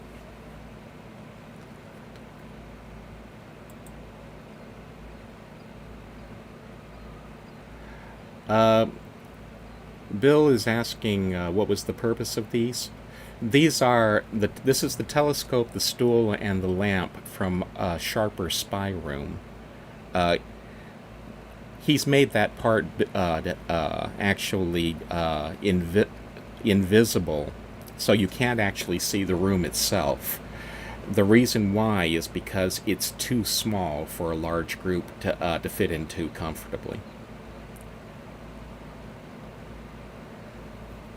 So the cat, while he could put up the walls and show you, it would be extremely constricting. I think what he's asking is if they were going to like film a cutscene, like have actual Oh no no no! avatars Remember, walking around. this is a place where the cat. Oh, if you're talking, well, no, he's talking about the actual objects, and yes, these are just what's inside the room. But as far as the spy room itself being 3D, that's because the telescopes you can usually pan from one side to another, and for all I know, they used a 3D model instead of a flat one because if you recall, I said that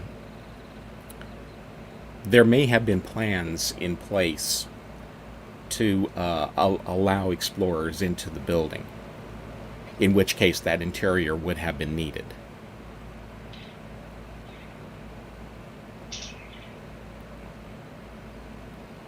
So if you're going to build an interior for the thing, why not? The Cyan always like to recycle existing models whenever possible.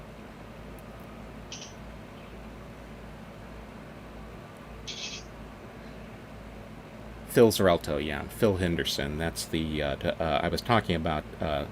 This is where Douglas Sharper hid his Relto book after he stole it from the DRC. And it was here when Phil had his accident and was thought to be killed in a collapse of the guild hall.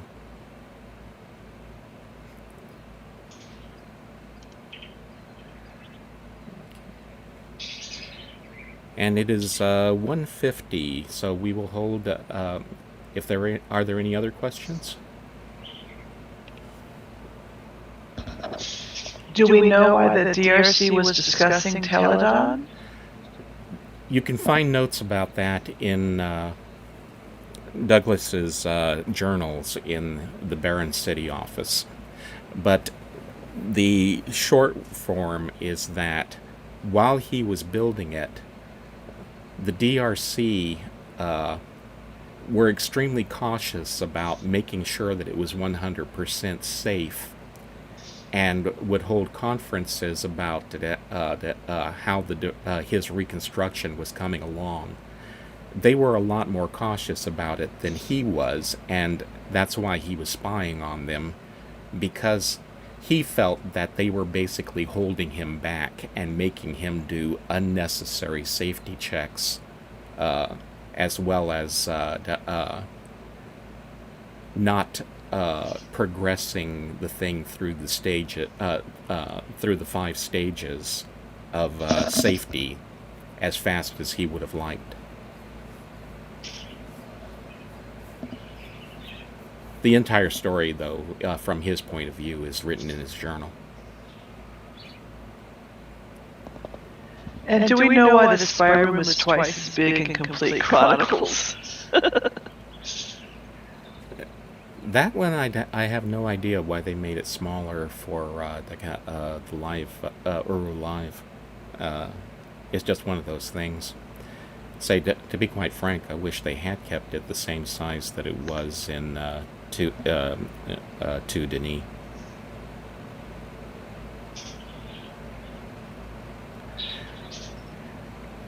Okay, first off, you have to understand the difference, Briggs, between uh, the what is called a descriptive book and what is called a linking book. A descriptive book is the actual book that they write when they are making a link to an age.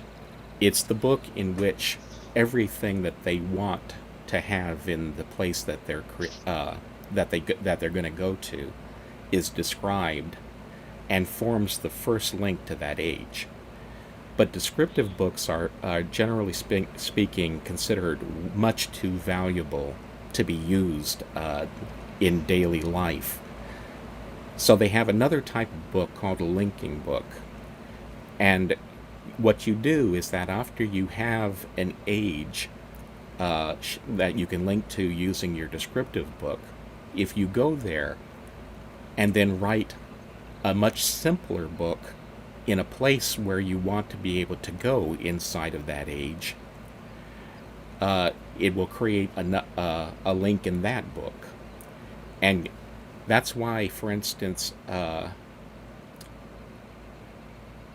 if Agra has several different destinations, like the library and Tokotah Court Alley and the ferry terminal and all those. All of those are basically made with linking books rather than the Book of Earth, which is the descriptive book for the Denis Caverns. And also, you can make as many linking books as you want to, whereas there can only ever be one descriptive book. So what you're seeing inside of there's going to are 3 linking books to Teledan.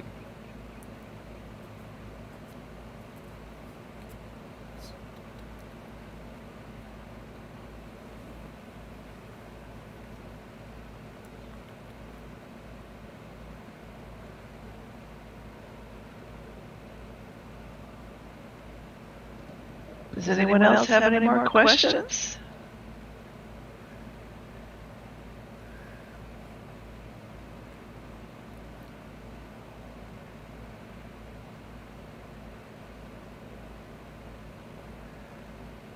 Okay. Larry, would it be okay if Minnesota made an announcement about a Cavern event?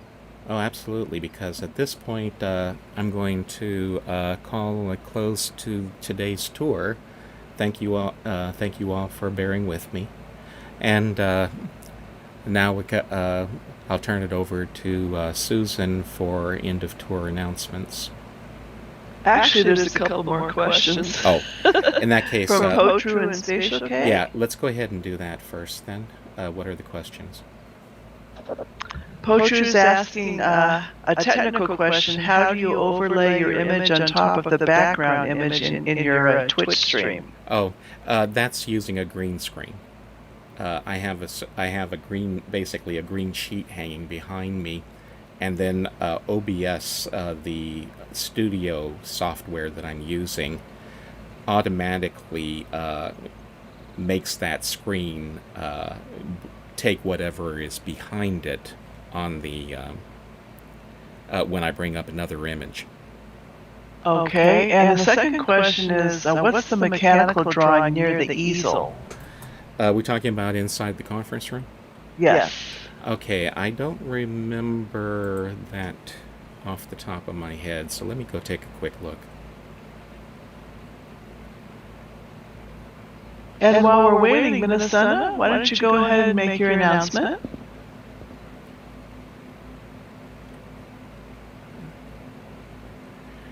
This is a teledat. This is actually part of that drawing that you saw in Sharper's office in the Barron City office. It's missing the part on the left, but but again, we don't know what those are drawings of.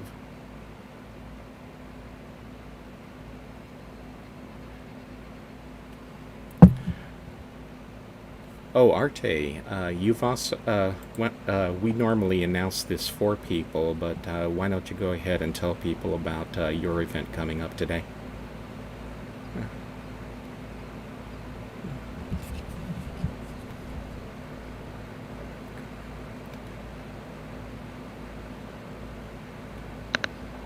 So Minnesota has announced June 20th, 11 key time, Summer Night Dream.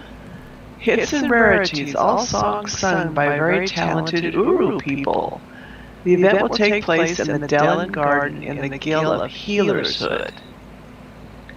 And also Arte, every Saturday offers at 1400 key time in Sano's Hood Story Night for the European crowd. Also tonight at 23:30 in Sano's Hood is Story Night for the people who live in that time zone.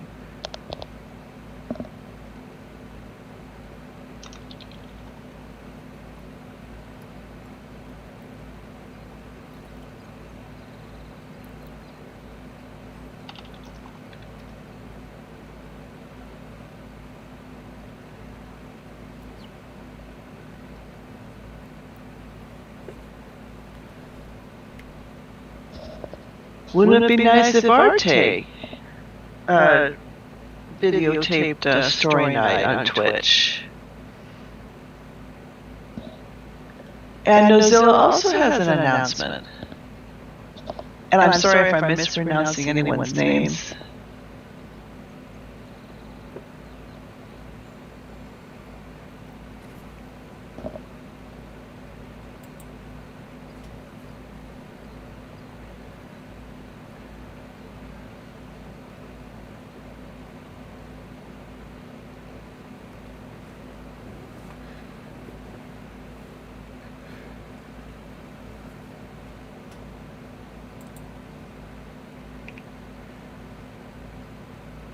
By the way, at this point, we're going to be turning things over to Murphac to see if he wants to do anything interesting with us after today's tour. So you might want to stick around for that, and I'm going to put the music on for a while.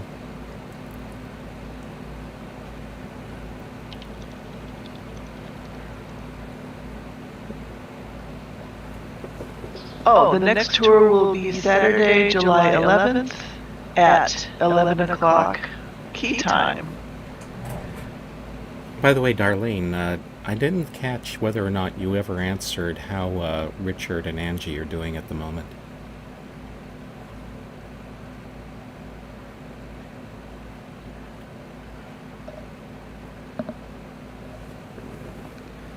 Do we happen to know whether there will be an AGM on Saturday, July 4th? They usually push it back a week on dates like that, so you'll need to keep an eye out for that for the announcement. Okay, well, we'll have to consider whether to change the date of the Cavern tour, because we don't want it to conflict with the AGM. The AGM is usually the first Saturday of the month, and the Cavern tour is the second Saturday of the month.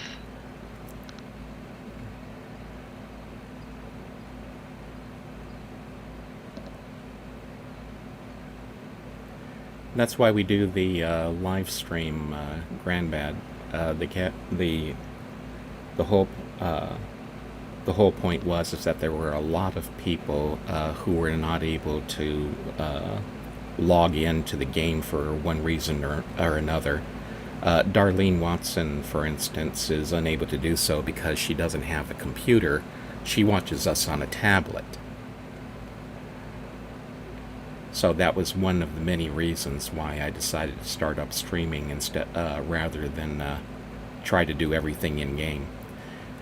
You've seen some of the other reasons, of course, is that if necessary, I can show completely different games. I can show still art. I can run sound clips. I can do all sorts of interesting things that, by making use of the stream as a secondary input that I would not be able to do if in previous tours.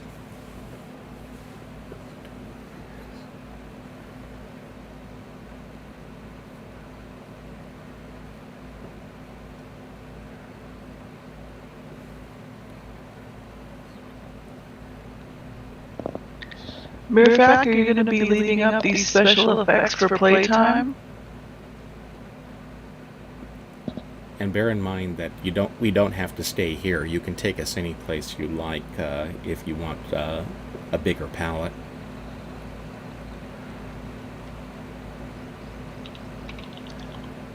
Okay. Briggs just said that Darlene had mentioned they were both on the mend earlier. Rawa and his wife.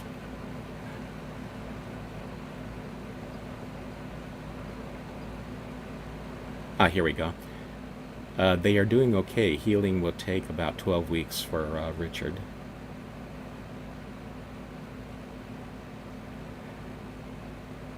Oh, Darlene, what did Angie think of the story about when I cut my hand?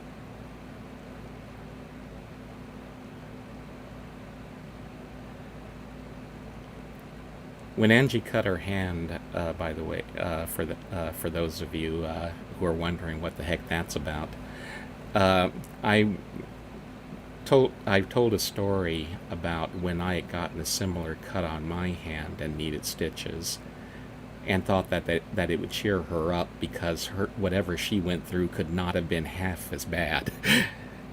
I had cut my hand while working at a college, and needed stitches in it. The school nurse, or the college nurse, had cleaned it up and put butterfly tape over it to hold it closed until I got to the emergency room. And after the doctor had oohed and awed over the fact that I was showing up with a clean wound, here we go.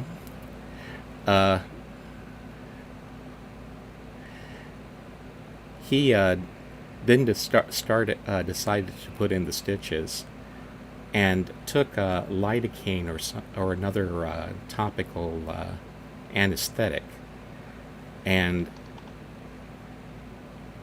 pulled it into a hypodermic needle, and then put the needle under the skin on both sides of my wound and wiggling it around while spraying this stuff under pressure.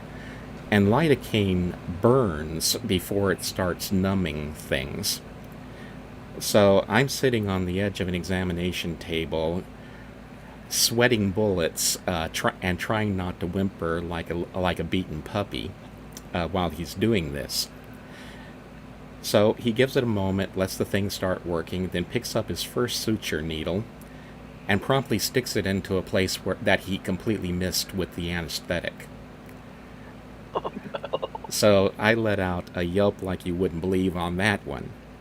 And so the cat, realizing his mistake, he picked up his lidocaine needle again and started the process all over again of wiggling this under my skin and injecting this anesthetic. And at that point, I was so nauseous that I had to lie down on the table instead of sitting up. Because if that had gone on for a second longer, I would have lost my lunch along with my dignity. Oh dear. so I asked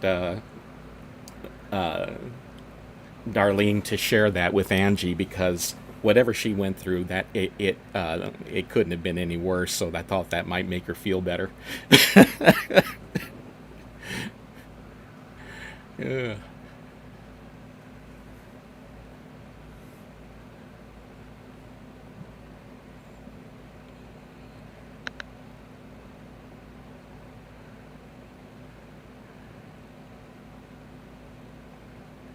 Let's see. Alrighty, so I guess the tour is officially over. You might want to cut off the cut story out of YouTube. I don't know that it matters. But at this point, yeah, if we're going to crash, I'll go ahead and call it there and say goodnight to everyone and end the stream. Say goodnight, Larry. Goodnight, Larry. Good night, Larry. Thanks, Larry. Great job. And Okay. we're back. See you all And next the month. guests. Yeah. See you all next month. Bye.